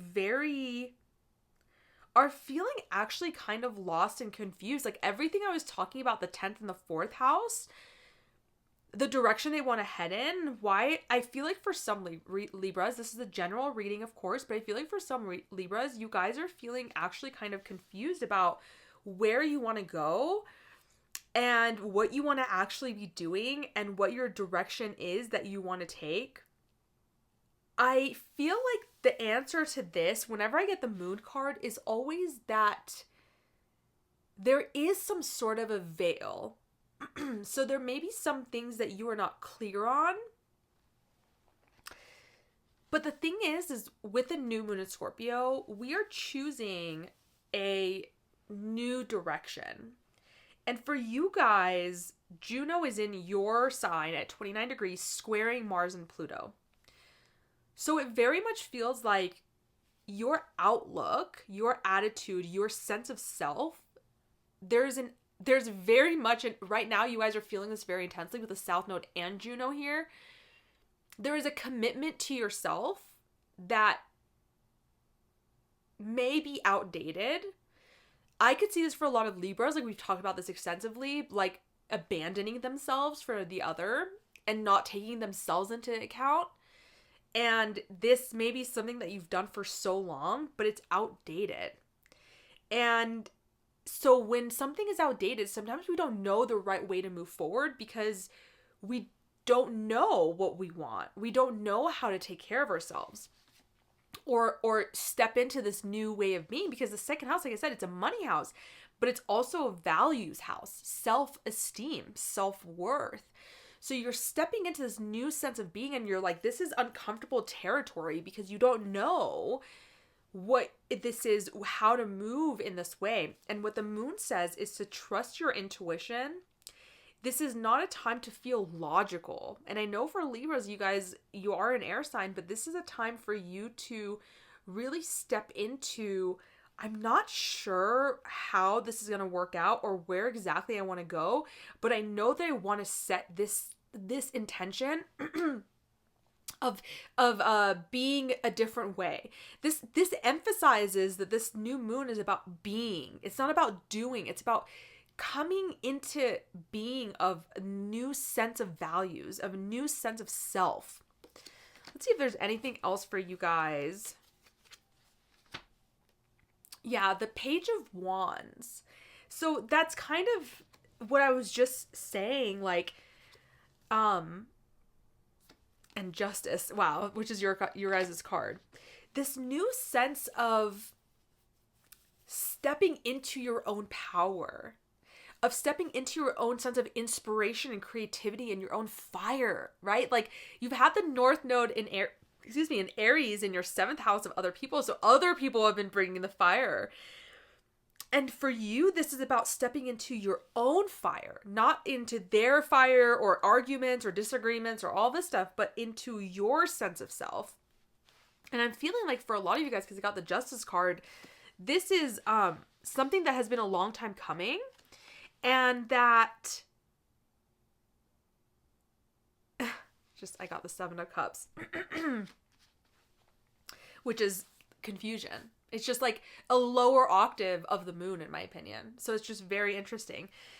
There's so many options, and you're like, I don't know which way I'm going. Like, what do I choose? Like, this is too hard. This has been a long time coming for you guys, and I feel like there is a balance that needs to happen karmically and will happen. If you have been acting correctly, you're going to see the consequences of that. And with other people and with other situations. So stepping into your own sense of power without harming others, right? This new moon, the Sabian symbol, is about cooperation. So that's not the hard part for you guys, but also recognizing how to step into your own power while still cooperating with other people may be difficult for you. What I'm seeing, though, the Hermit, is that the way through this is to hermit, is to retreat. And this doesn't mean don't set your intention. Definitely set your intentions. You may not be super clear, but this is what it's saying. Get clear about this intention, go inside. Seek spiritual mentorship. Seek help. But also meditate. Also journal. Retreat into your inner world. Get away as much as you can from the outer world, even if it's just within your own home. You don't have to actually leave your home and go to a retreat, but retreat within. The answers are in that silence. There is a wise hermit inside of you that knows the way forward. Right now, you're trying to think of like logic, and that's not the way forward. This is a watery sign, okay?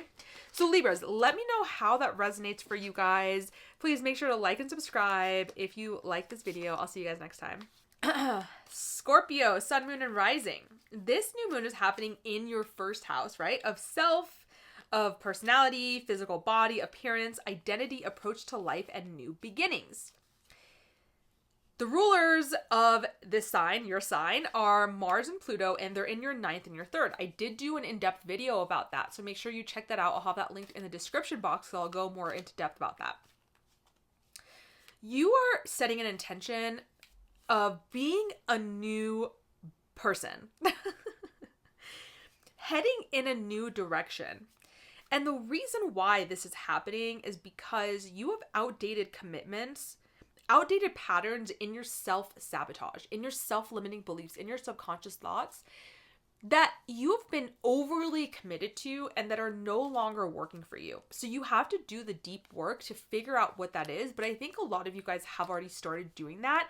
And that's why during this new moon, you're making a decision to be different in the world so that you can, when you show up differently, because you've recognized that you no longer want to act and be based on these outdated patterns.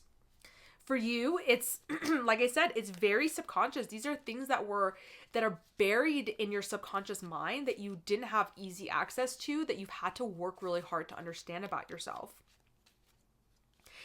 The interesting thing is, I really think that if you look in 6 months, when there's a full moon in Scorpio and there's a culmination of your 1st house and you're seeing the fruits of the labor of the new decision of how you want to be in the world, you're going to see that it also directly culminates in something in your relationships.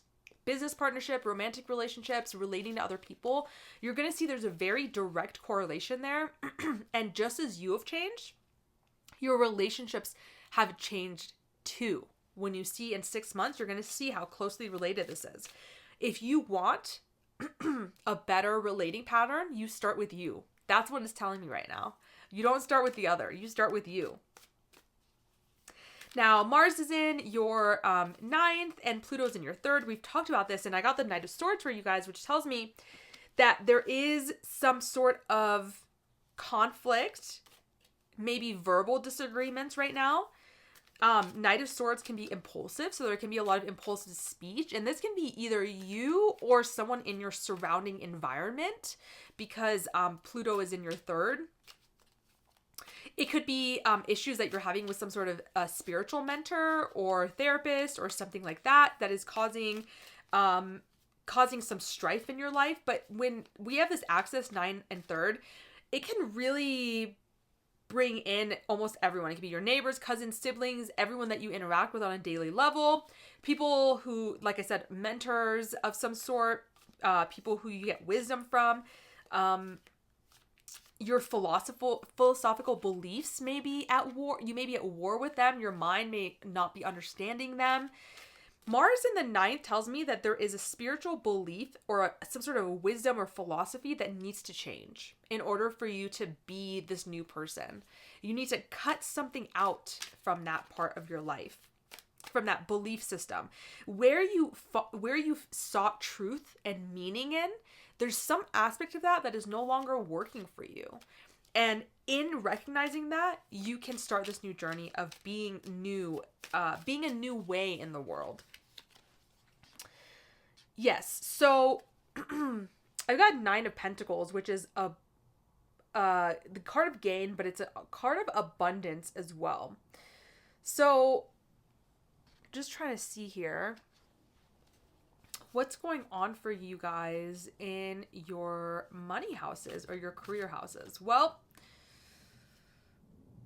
oh, by the way, if you have anything between 6 to 12 degrees Scorpio, you're going to be very much affected by this, especially if you have anything at 9 degrees Scorpio, because that's where the new moon is happening. So just, obviously this is in your guys' sign, so you're going to be feeling it strongly. But also, yeah, just if you have anything between 6 to 12 degrees, for sure, you're going to be impacted by this even more. Pluto is moving into your 4th house. Mars is moving into your 10th house in the next 6 months. And Mars is going to be going back and forth between your 9th and your 10th. So these changes that you're making are actually really going to have an effect on your legacy, your career, and what you contribute to society.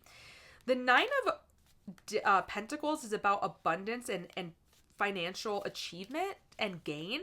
So you have Jupiter in your 8th house right now, which is shared resources and other people's money. So I feel like whatever is going on right now, this new way of being, is going to lead you to increased financial abundance. But I really do feel like it's going to be also not just money. And it may be other people's money too. Like maybe your partner is going to be making more money because you're being a different way and it's affecting your partner directly because your 1st house looks at your 7th house. But it could also be that you're finding out what you want to contribute to society and your career and achievements that are going to be important for you. The Chariot tells me that this is about you, your will, your determination. The Chariot could also mean travel, but I really feel like for you guys, it's like it's just confirming the idea that you are the one who is going to be determined to change something. And that's what the universe is asking you to do. 8 of Wands, this is what we got for the collective tarot reading as well. Lots of change happening in your life right now. Lots of things up in the air. And as the card of death and transformation, the 8 of Wands is asking you not to resist the changes, to go with the changes. The impulses that come up right now are things that have been within you for a really long time, and it's asking you not to suppress those urges. 6 of Pentacles, which is a card of success here. It's a card of financial abundance to the point of generosity, of give and take, right? So I'm feeling that the 6th house and the 8th house are really big here. Jupiter is in your 8th house and rules your 2nd house. So yeah, this is financially motivating. Like if you can be this new person and take this new direction and cut the things out of your life that are these belief systems that are no longer working for you, I just keep seeing that there is financial gain to be had. And there will be a change in the give and take of finances and the karmic give and take too within relationships. And it's going to be very prosperous for you guys. So, Scorpios, let me know how this resonates for you guys. Please make sure to like and subscribe, and I will see you guys next time. All right, so for my Sagittarius, Sun, Moon, and Rising, a new 6-month journey is beginning in your 12th house of solitude, of healing, of rest, of self-limiting beliefs and your subconscious beliefs, self-sabotage, things that are hidden to you. Oh, Page of Pentacles.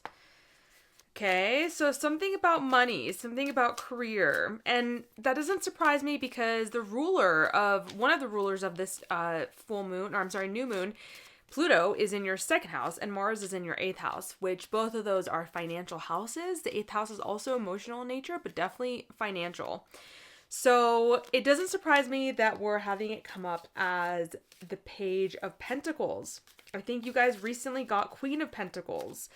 And the Page of Pentacles is about, you may get some sort of a message regarding work, your career, money, but it also is the beginning stages of something new that you've been working on or that you've been wanting.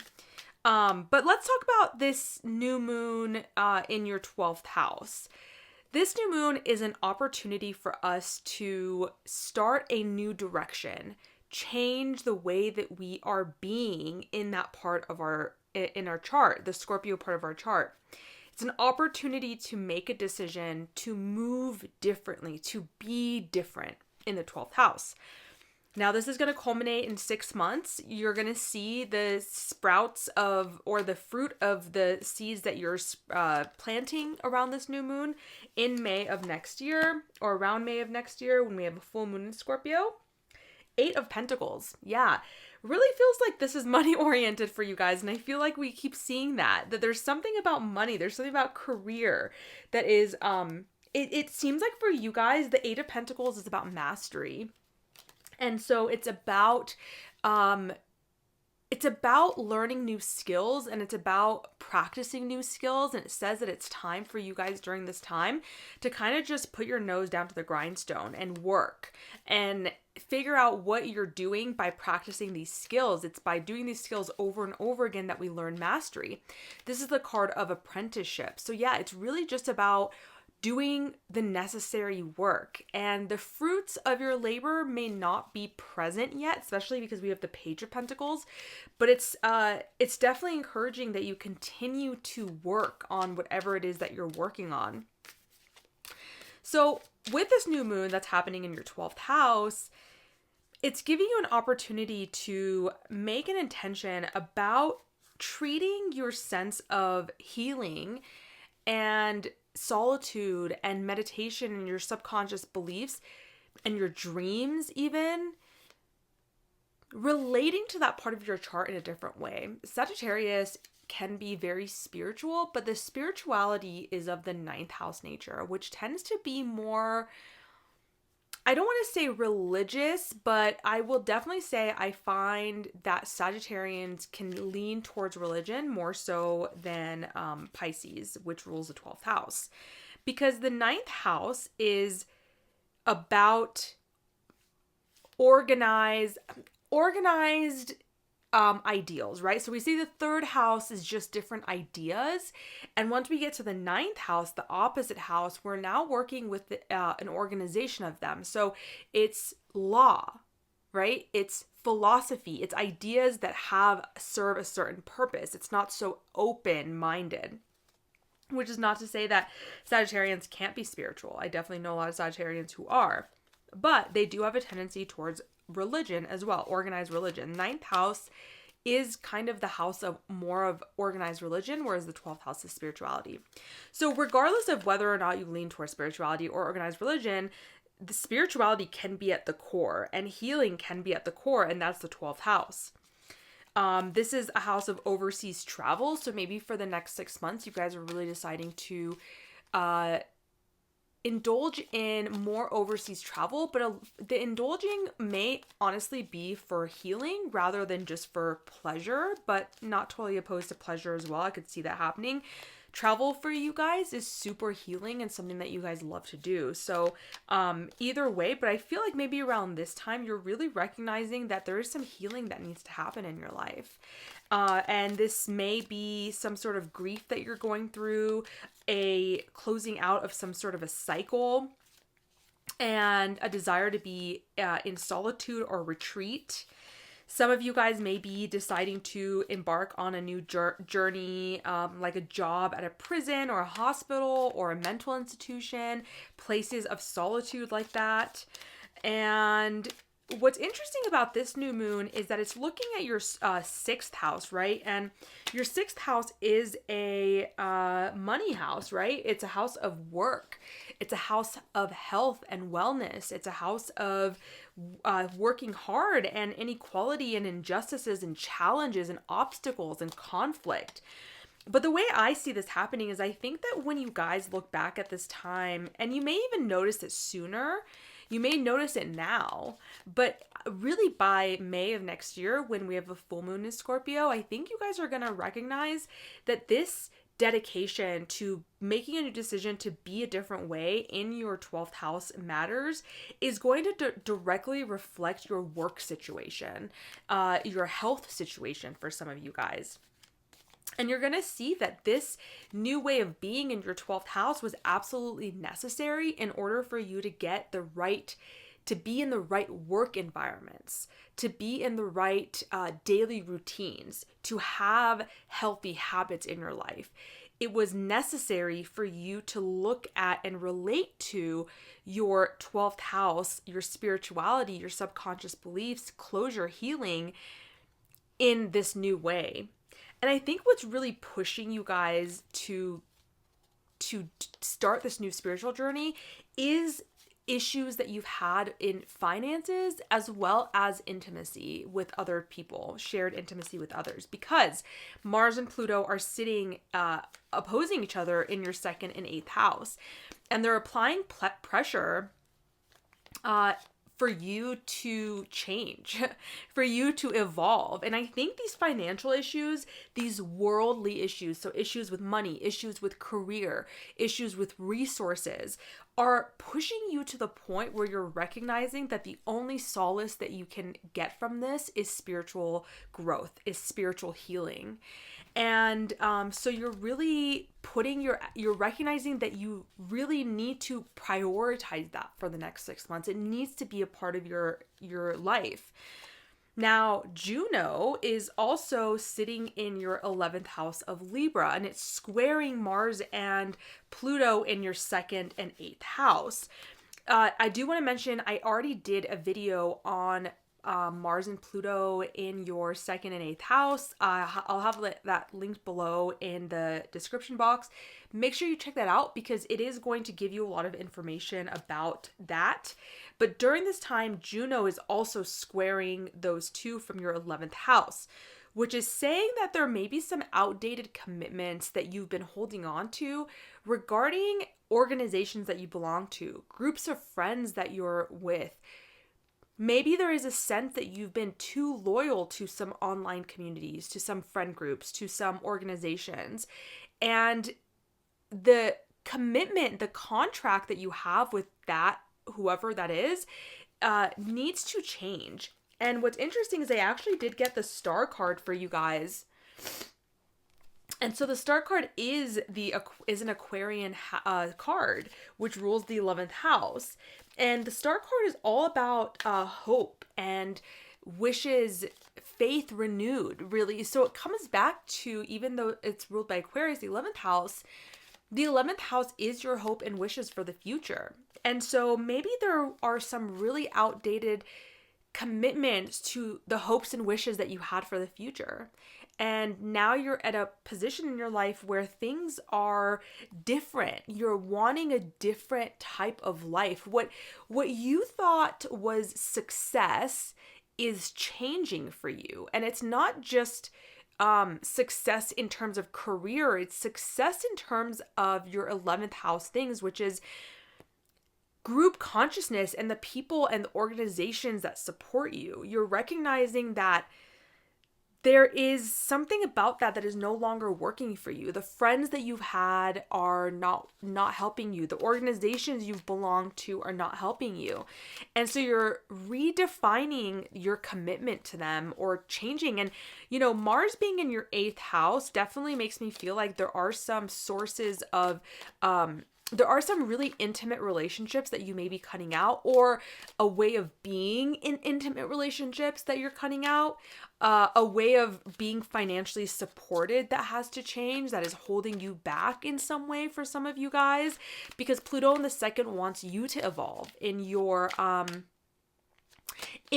values and in the ways that you make money. And it's always great to get help from other people. And it's something that a lot of people struggle with, but I feel like for you guys, maybe right now it's really more focusing on, is the help that I'm getting, the money that's not mine, technically, the inheritances, loans, inheritances and loans, any sort of money that you haven't earned directly, is it holding me back? Do I need to cut this out so that I can focus more on how I earn money? Those are kind of just examples of, things that could be coming up. But for you guys, I think there is, in this new journey, this 6-month journey, there is a sense that there is hope renewed for you, that there is a new light, there's a light at the end of the tunnel that you're seeing now, that maybe you have been going through a more difficult time. And I think really for a lot of you guys, there is this like solace that you're taking in your spiritual life, in your solitude, and in this desire to really heal. And, this new direction that you're heading in your 12th house, like I said, is really going to, I think, be affecting your 6th house things. So if you've been having issues with work, or if you've been having issues with your health, or conflict and litigation and challenges like that, when you decide to actually work on your spiritual side of your life, for Sagittarius sun, I really think it is definitely your career that we're talking about. For Sagittarius rising, it could be anything that I've talked about with the 6th house. And Sagittarius moon, it could be your, emotional health that we're talking about. That could be really positively impacted by you deciding that you want to work on your spiritual health right now. I got a couple of cards that fell out. Wow, you guys. I got the 9 of Pentacles and the Sun. I've got the 9 of Pentacles 3 times for 3 different signs. This is the card of abundance. So you have the 8 of Pentacles, Page of Pentacles, and 9 of Pentacles. This is financial abundance, having excess of finances. And the Sun is about vitality and success. Yeah, just what I was saying right now about finding solace in your own spiritual healing and really diving deep in your subconscious patterns, I think is really going to lead not to just a feeling of financial success and feeling like you have enough to feel satisfied. And the best part about the 9 of Cups is that you've built it, right? Through the 8 of Pentacles, the 9 of Pentacles, through the 8 of Pentacles of gaining mastery over your skills and learning new skill sets.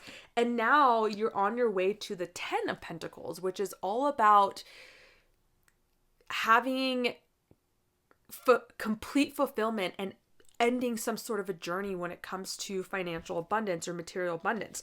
But the Sun card also tells me that it is also about feeling warmth internally. It's about feeling that sense of vitality and success and self-expression, right? Like that it's not just about money. Yes, that is kind of what this is about in so many ways, but it's also about you having a new sense of vitality. This feels like this could be the 6th house too, because it rules health. And vitality is through your health. If you're feeling sick and ill, you're not going to feel this sense of vitality. And from that comes this different type of success that's not reliant on finances. It's a success. The Sun is a kind of success that, yes, you could have leadership positions. Yes, you could have worldly resources coming to you, but it's also about a sense that you are feeling successful. And for each of us, success means something different. This is something about shining bright, shining your light into the world and allowing other people to see you in that way. You still have Jupiter in your 7th house. How are you allowing other people to see your abundance and not waiting for other people's abundance to draw you in? How can you be this big, magnanimous, Jupiterian person that you are? And I really think it's by focusing on your spiritual life. So Sagittarius, please let me know how this resonates for you guys. Please make sure to like and subscribe if you like this content, and I will see you guys next time. All right, so for my Capricorn, Sun, Moon, and Rising. A new 6-month journey begins in your 11th house of friend groups, online communities, clubs, hopes and wishes for the future, supportive groups of people, money from the 10th house, so money from the career, and any large organizations that you're a part of. Now, this 11th house, Scorpio, the rulers, Mars and Pluto, are in your 7th. Mars is in your 7th. And Pluto is in your 1st. Now, I already made a video about Mars opposing Pluto. It's really important. It's going to be a theme we're going to have for several months ahead, but it's going to be exact just a couple days after this new moon in Capricorn and Cancer, which is very important, which are very important houses for you, right? So, definitely listen to that video or watch that video, even if you've listened to it, just to get a refresher, because I made it a few weeks ago. I think maybe even a month ago now. What is time? You know? As I'm talking to my Capricorns, Chronos, Saturn, time, father time. Anyway, just getting astrologically nerdy on you guys there. But yeah, so the rulers are in your 7th and 1st house. So we talked about Mars in the 7th and Pluto in the 1st. And Pluto in the 1st has been transforming you inside and out for 16 years now. And I'm off center and this is bothering me. That's a little bit better. And now Mars is in your 7th house, adding a lot of passion and fire to your relationships or to your partners, whether that's romantic partners or business partners. They're really having this, they could be really having this Martian drive to do things that they need to do, to, they're kind of asserting themselves in new ways and looking for new directions in their life. And you are in this place of seeing that and having to rein in and understand Pluto in the 1st and about when to relinquish control and when to have control. So much about this new moon and the sign of Scorpio in general, this axis of Scorpio Taurus is about control. And I talked about this in the first part of the video about the 4 of Pentacles being the overview for this new moon for everyone, which is a card of power and control. And us feeling like, you know, hoarding our money and hoarding our sense of control and feeling like everything is the way we need it to be in order to feel safe is kind of getting that idea is being challenged right now. That how much can you bend? Yeah? Pluto in the 1st is really trying to show and fortify your power without being domineering, manipulating, and controlling. And as we're finishing out Pluto in the 1st, you're really getting these like last lessons on this with Mars in the 7th. I mean, for a lot of people, this could be a lot of conflict with other people, partnership, business partnership, romantic partnership, friends, any contractual agreements that you have with others. You could be having a lot of conflict. Pluto in the 1st, Mars in the 7th for sure. You and Cancers definitely, but really everyone. And, you know, those are being squared by Juno in Libra, which is in your 10th house right now. There is some sort of outdated commitment to your career or to your boss, to an authority figure, to a father figure, your legacy that is coming up for review. And it's creating a lot of tension in your life, in your being and in your relationships, because you are so committed to a certain 10th house thing. Like I said, a boss, a job, a career, a certain way of contributing to society, a certain legacy. Like I said, even your father or father figure, some sort of a mentor, that is creating some sort of struggle with that Mars and Pluto because it's squaring both of them. And in some ways, all of this tension is what is driving you to make a decision to turn a new leaf and to turn into a new direction when it comes to your 11th house things, in your 11th house themes. You're recognizing that your hopes and dreams that you've had for the future maybe need to be reevaluated. And you no longer want to show up in your friend groups and in these large organizations in the same way that you have, because this new moon in Scorpio is pushing you into purging something and into transforming and becoming reborn in a way in your 11th house. Let's see what the tarot has to say about that. What's going on in the 11th house for my Capricorn, sun, moon, and rising? Ace of Pentacles. Yeah, I was like, wait, what is that? Ace of Pentacles. So a new job offer. I mean, this is a Pentacles, and the 11th house is gains from your 10th house, right? So I think this is kind of alluding to the Juno in your 10th house. But regarding your 11th house, it seems like why do Capricorns need a rebirth here? Seven of Swords. You're evading some sort of responsibility. You're evading some sense of responsibility in your giving to humanity. And I'm wondering if there is some sort of financial situation that you're that's keeping you stuck. But I feel like with the Ace of Pentacles, it's saying that something new, you're having a new idea. You could be getting a new job offer in the next 6 months, because the Ace of Pentacles really does show that very strongly in a lot of readings. But when it comes to the 11th house, it feels like you abandoned some sort of deep meaning for your life. And maybe this was done because of money or obligations. As Capricorns, you guys really tend to very stoically take on a lot of responsibility for other people. And a lot of times this tends to be financial in nature, like financial responsibility or earthly matters, right? So it's not so much like the emotional responsibility, but more so making sure that everyone's fed, clothed, well taken care of. And maybe that has created a situation in which your hopes and dreams are not what you expected, or that they're changing. And I think this new moon in Scorpio is really going to give you an opportunity. Wow, so many cards just fell out. So they didn't flip over, but it's just been crazy. These cards are flying out. It's giving you an opportunity to decide that, because see, the 10th house is the highest point of the chart.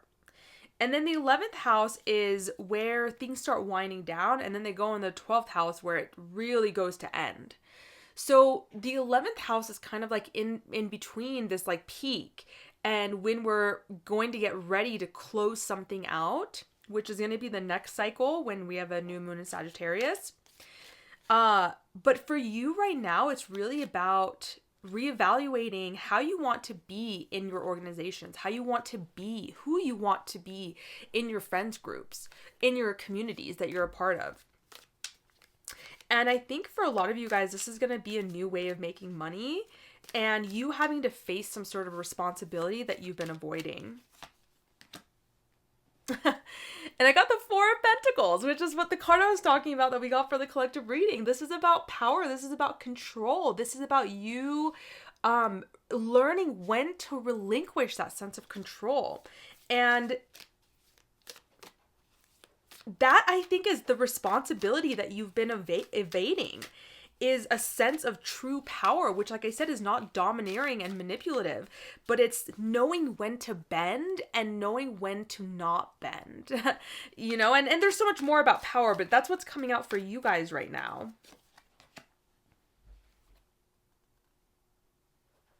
Yeah, Seven of Wands. So, Seven of Wands could be indicating that there is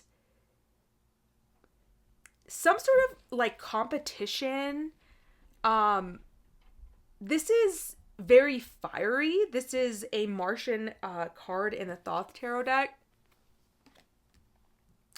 This to me feels like this Mars-Pluto opposition that's going to be creating this conflict in you guys, in either internally or externally, that you're going to have to confront, that is going to push you to examine your issues with power and control and to face something head on that you've been avoiding. Like, a lot of times we kind of think we're addressing an issue, but we're still kind of evading the actual core of it. And it feels like you guys are not going to be able to get away with doing that right now. Yeah. Yeah. And the Three of Cups, this is about doing all of that I just said in a way that still is cooperative in nature. A lot of the Sabian symbol for this new moon at 9 degrees, or well, 10 degrees, the Sabian symbol, is really about cooperation and being with people that we feel nurtured by. And this card is a card in this tarot deck of abundance, like the cups are overflowing. And so it's telling me that when we learn to cooperate emotionally with other people while maintaining our own power, and knowing when to let go, and knowing when to let go of money too. Like, this isn't just about letting go of control and power. It's also, this is a very financially motivated card about wanting to hold on to things and wanting to hold on to money and feeling like money is the answer. Not all Capricorns, like I always say, are super money driven, but a lot of them are very stability driven. So, it doesn't mean that they're always wanting to be rich and working all the time. I know lots of Capricorns who are not like that, but money and stability is always a central theme in their lives, regardless of either if they're rejecting it or if they're chasing it. And so depending on where you fall in that, it may be like you need to focus more on stability, or you need to recognize that financial stability isn't everything. It's not, it's also, there is emotional abundance to be had through cooperation with others. So, my Capricorn, Sun, Moon, and Rising. Oh, I do want to say one last thing. That I think in 6 months, when you look back to this new moon in Scorpio, you're going to realize that all the changes that you made in your 11th house are going to directly reflect back to your own sense of personal power and self-expression and joy and love and creativity in your 5th house. When you look back 6 months from now, you're going to see that it wasn't just the groups and organizations that you belong in, your hopes and dreams for the future that have changed, but your sense of self-expression, the way you show people who you are has completely transformed. And the way that you have fun, the way that you are in dating and romance, the way that you are with your children, the way that you express your creativity has also transformed. So let me know what you guys are feeling around this new moon, what intentions you're setting. And yeah, let me know if this resonates. Make sure to like and subscribe. I'll see you guys next time, Capricorns. All right, Aquarius, you are starting a brand new 6-month journey in your 10th house, your 10th house of your contribution to society, your legacy, your reputation, your public status. It's a very public house. It's the top of your chart. Your achievements, your career. This could be bosses, authority figures, father figures as well. And the rulers of this sign, Mars and Pluto, are in your 6th and 12th house. And I already did a video about Mars and Pluto opposition that's linked below in the description box. Make sure you check that out because I go more into depth about that. But there are issues in your subconscious and your healing and your sense of closure and grief, as well as issues with your health, with your workplace, Mars in the 6th house, conflicts, inequalities, your sense of responsibilities and service to the world. and your desire for solitude and healing. Like, there is a clash that's happening here. And all of this is being even given more pressure by Juno in your 9th house, in your Libra house, squaring these and saying that there is some sort of outdated belief system that is no longer serving you in the way that it used to, that you need to re-examine, because it's part of the reason why you're struggling so much in your career, in your health, and also in your spirituality, your healing, your spiritual healing. And all of that pressure is really making you recognize that you need a new path in life. And pretty soon you're going to have Pluto in your sign for good. And you're going to have Mars in your 7th house of others. And then, you're starting this new journey. I feel like you guys are entering into a new phase, especially if you have anything around 6 to 12 degrees of Scorpio. Specifically if you have, Aquarius or Scorpio as well, or specifically if you have 9 degrees of Aquarius, this will be definitely impacting you and making you desire a change in your career, reputation, public status. You're recognizing from all the pressure with Mars in your 6th, Pluto in your 12th, which could also mean conflict, like outer conflict between coworkers, between your boss, between the 6th house is your day-to-day, so it could encompass a lot of people. Hi, baby. But Mars in the 6th is just conflict. It can really signify conflict around you, and arguments, inequalities, a feeling of injustice that you're feeling really closely, and it's pushing you to embark on this new journey of achievement, of what you want to contribute to society. Now, like I said, there is some outdated belief systems that you're going to be forced to look at in order to see, why are these conflicts coming up? Why am I having these issues in my spirituality, my meditation, my self-limiting beliefs, as well as my concrete life, my day-to-day life? Now, what's interesting about this is that in 6 months, we're going to have a full moon in Scorpio in May of 2025. And during that time, I think you're going to see that the changes that you're making in your career and public life are going to have a direct correlation to your private life, your 4th house, your emotional foundations, your relationships with your family members. And you're going to see that this new direction, this new intention, this new way of being that you're deciding to embody in your 10th house is going to have a direct effect on how you show up for yourself emotionally and for the people in your home or in your family. And it's almost like, even though this is a new moon in Scorpio, it's still going to directly affect how you perceive your 4th house things in 6 months. And you may also honestly start feeling that even sooner. You may recognize right now that there is some sort of a tie between that 10th and 4th house. I mean, there always is, because they're opposing each other, so they're always reflecting one another. But I feel like specifically during this time, you're getting some sort of revelation around this idea that there is a link between the two. But right now, your focus is working on the 10th house, the public life, and that will in turn affect your 4th house. Let's see what the tarot has to say about that. We've got the 4 of Swords. Okay, this is a card of solace. This is a card of rest. It means after a difficult time, you are being asked to retreat and to rest and to... This is like your 4th house. The 4th house is a house of solace, but so is your 12th. The 12th is the ultimate house of rest and retreat and solitude. So it's saying to kind of give into this Pluto in the 12th right now, because like I said, your Mars in the 6th could be bringing up a lot of conflict in your life and in your earthly matters, your health, your work, but just like I said, just conflicts in general.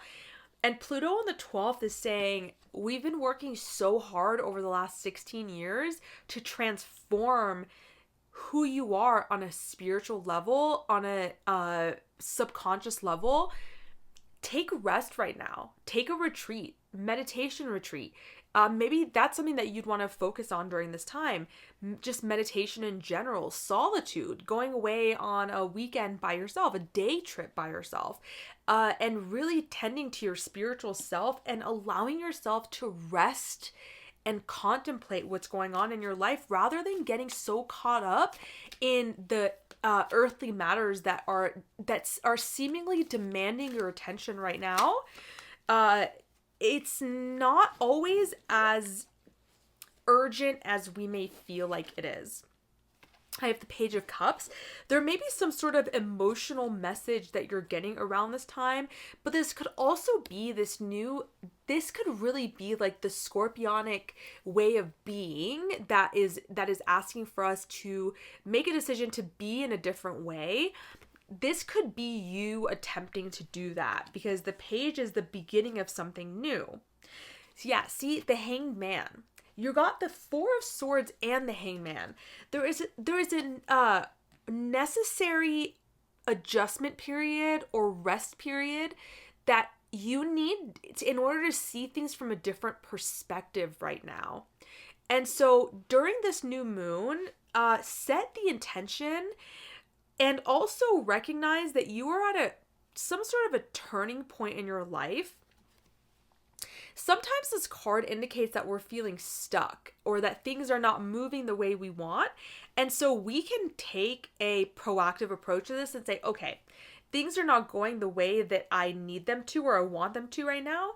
So I'm going to go with the currents and I'm going to just stay here and stay still. And the fact that he's upside down tells me that there is a different perspective that could be offered to you during this time. Page of Wands is, once again, you've got two pages. So for a lot of you guys, there may be some sort of a messenger or some sort of a message that you're getting around this new moon. It could be emotional in nature. It could be inspirational or creative in nature or entrepreneurial in nature. But this is very new beginning, very early stages of something. So this could be indicating your desire to start a new journey in your 10th house. Maybe it's something that's more creative or inspirational or entrepreneurial.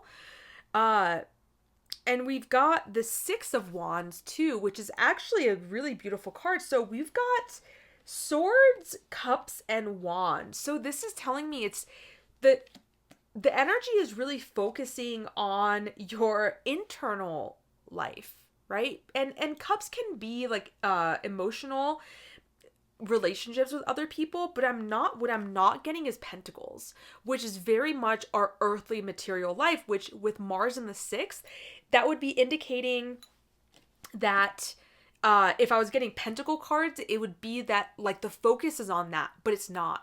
It's on rest, it's on retreat, it's on cultivating this inner strength and this inner emotional understanding of your situation, and doing that through meditation, doing that through solitude and getting a different perspective, maybe from a trusted person that you that maybe you need to see things in a different way right now, and suspending any sort of desire to act out right now, which you guys are usually pretty logical and not super impulsive.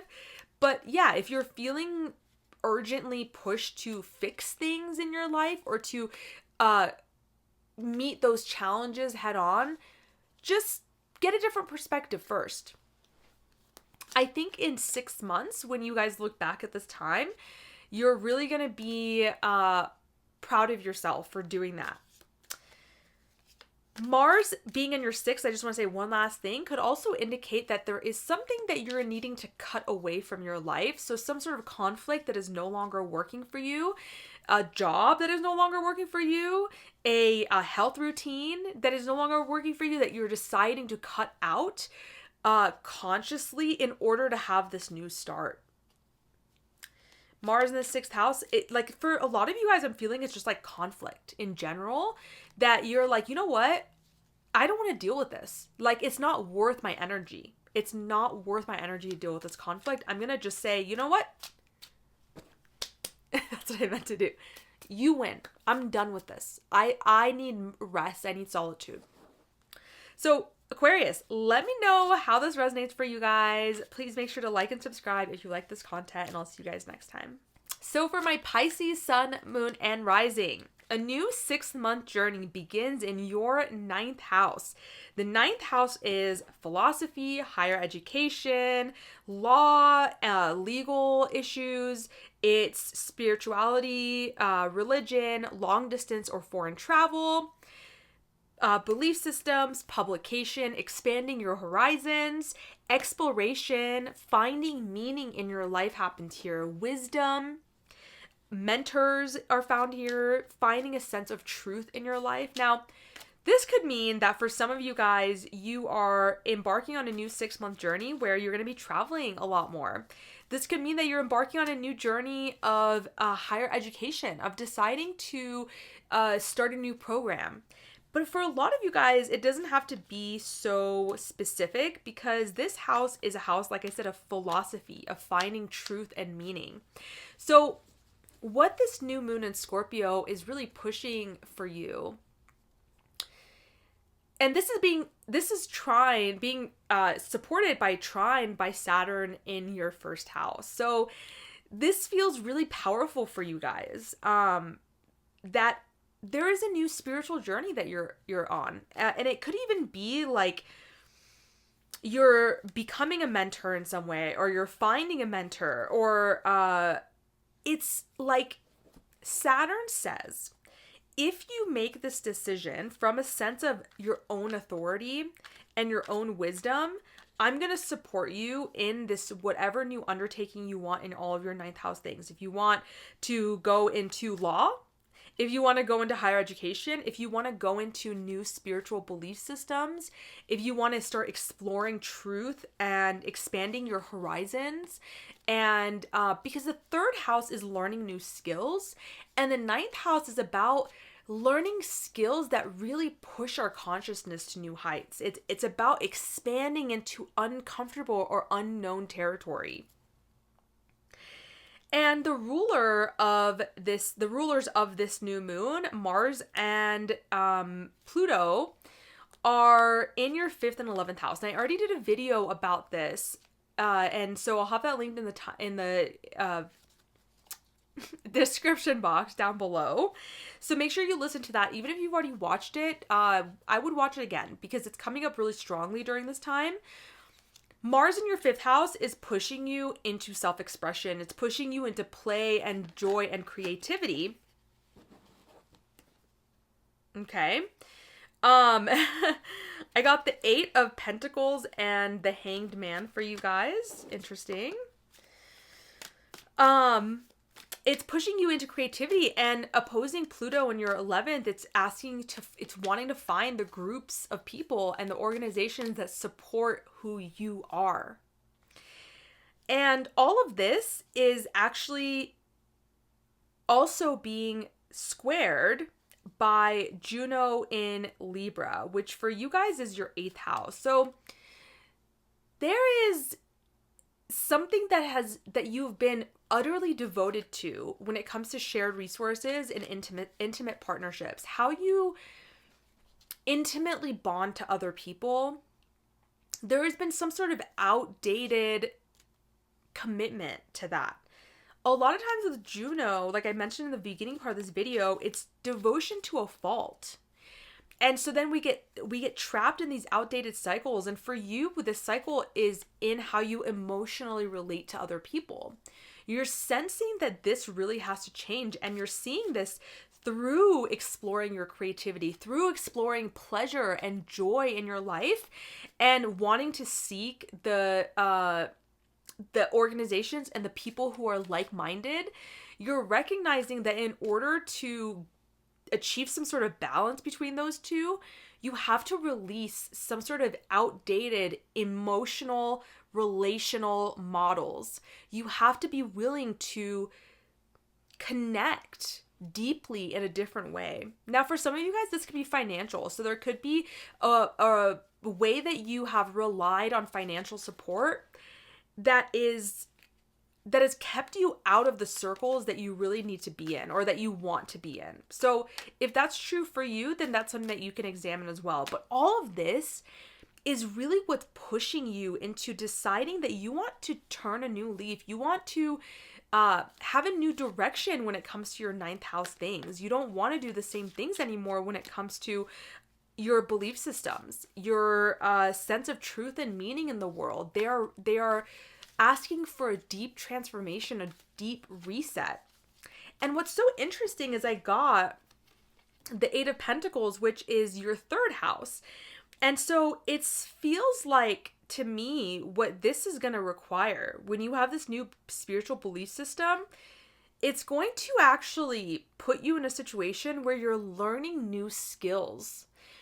And I think in 6 months, when we have a full moon in Scorpio, you're going to see that in that time, you have not only transformed your belief system, you've not only, started this new journey for higher education or education in general and expanding your consciousness, maybe through travel or reading and exploring your consciousness through psychedelics or mentorship or something like that. You're going to also realize that in order for you to culminate that, you have had to learn new skills. So you're going to see the 6-month journey has a lot to do with your third house as well. Learning the skills that are appropriate for this new version of you. And maybe you don't know what those skills are yet. That's fine. That's not where the emphasis is. I'm just saying you're going to start noticing that this is going to come up too. But I also got the Hanged Man, which always is a sense that things could not be going your way. And the Hanged Man is asking if you can kind of flow with that, if that is happening, and see things from a different perspective. The Hanged Man is hung upside down and he's nailed like that. And so it's saying that, you're there. Here you are. What are you going to do with the situation that you are being handed? How are you going to deal with it and not try to force anything, right? What is this Hanged Man situation about? Because that's interesting to me. I was not expecting that. What is this Hanged Man situation about? If Pisces, Sun, Moon, and Rising, let me know if you have a Hanged Man situation that you're feeling like it's not going your way or you're stuck, and that you need to kind of surrender and see things from a different perspective. So I got the Page of Swords. So this to me actually feels like it's not an actual obstacle. What it's feeling to me is that it's actually more of a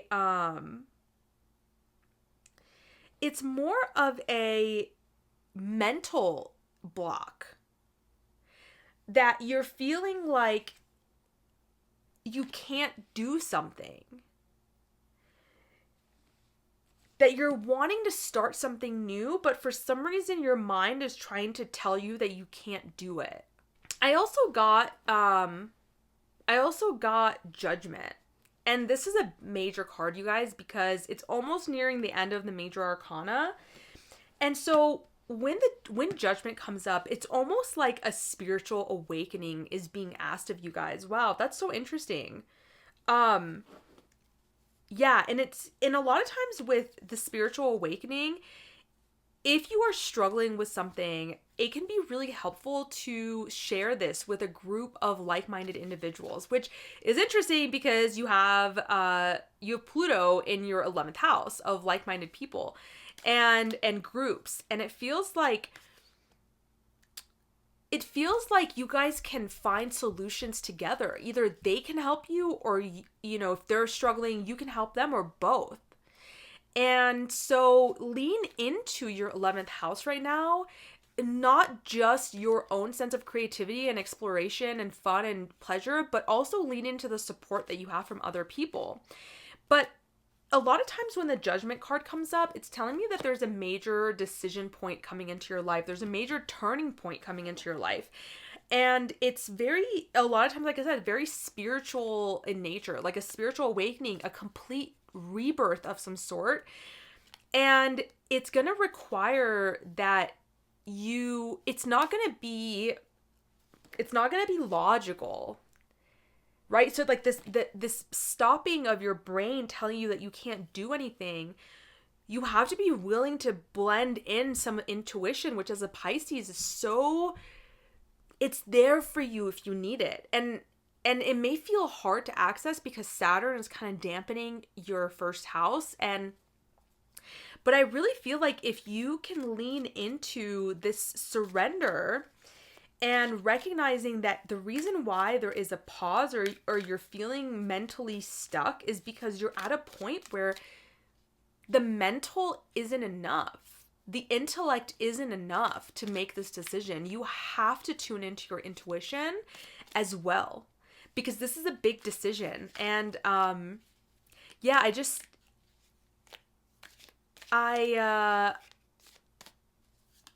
feel like for a lot of you guys, a lot of things are starting to come together.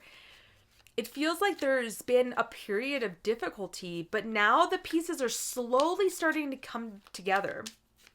Let's see if there's anything else for you guys. Yeah, so strength. Yeah, this just tells me that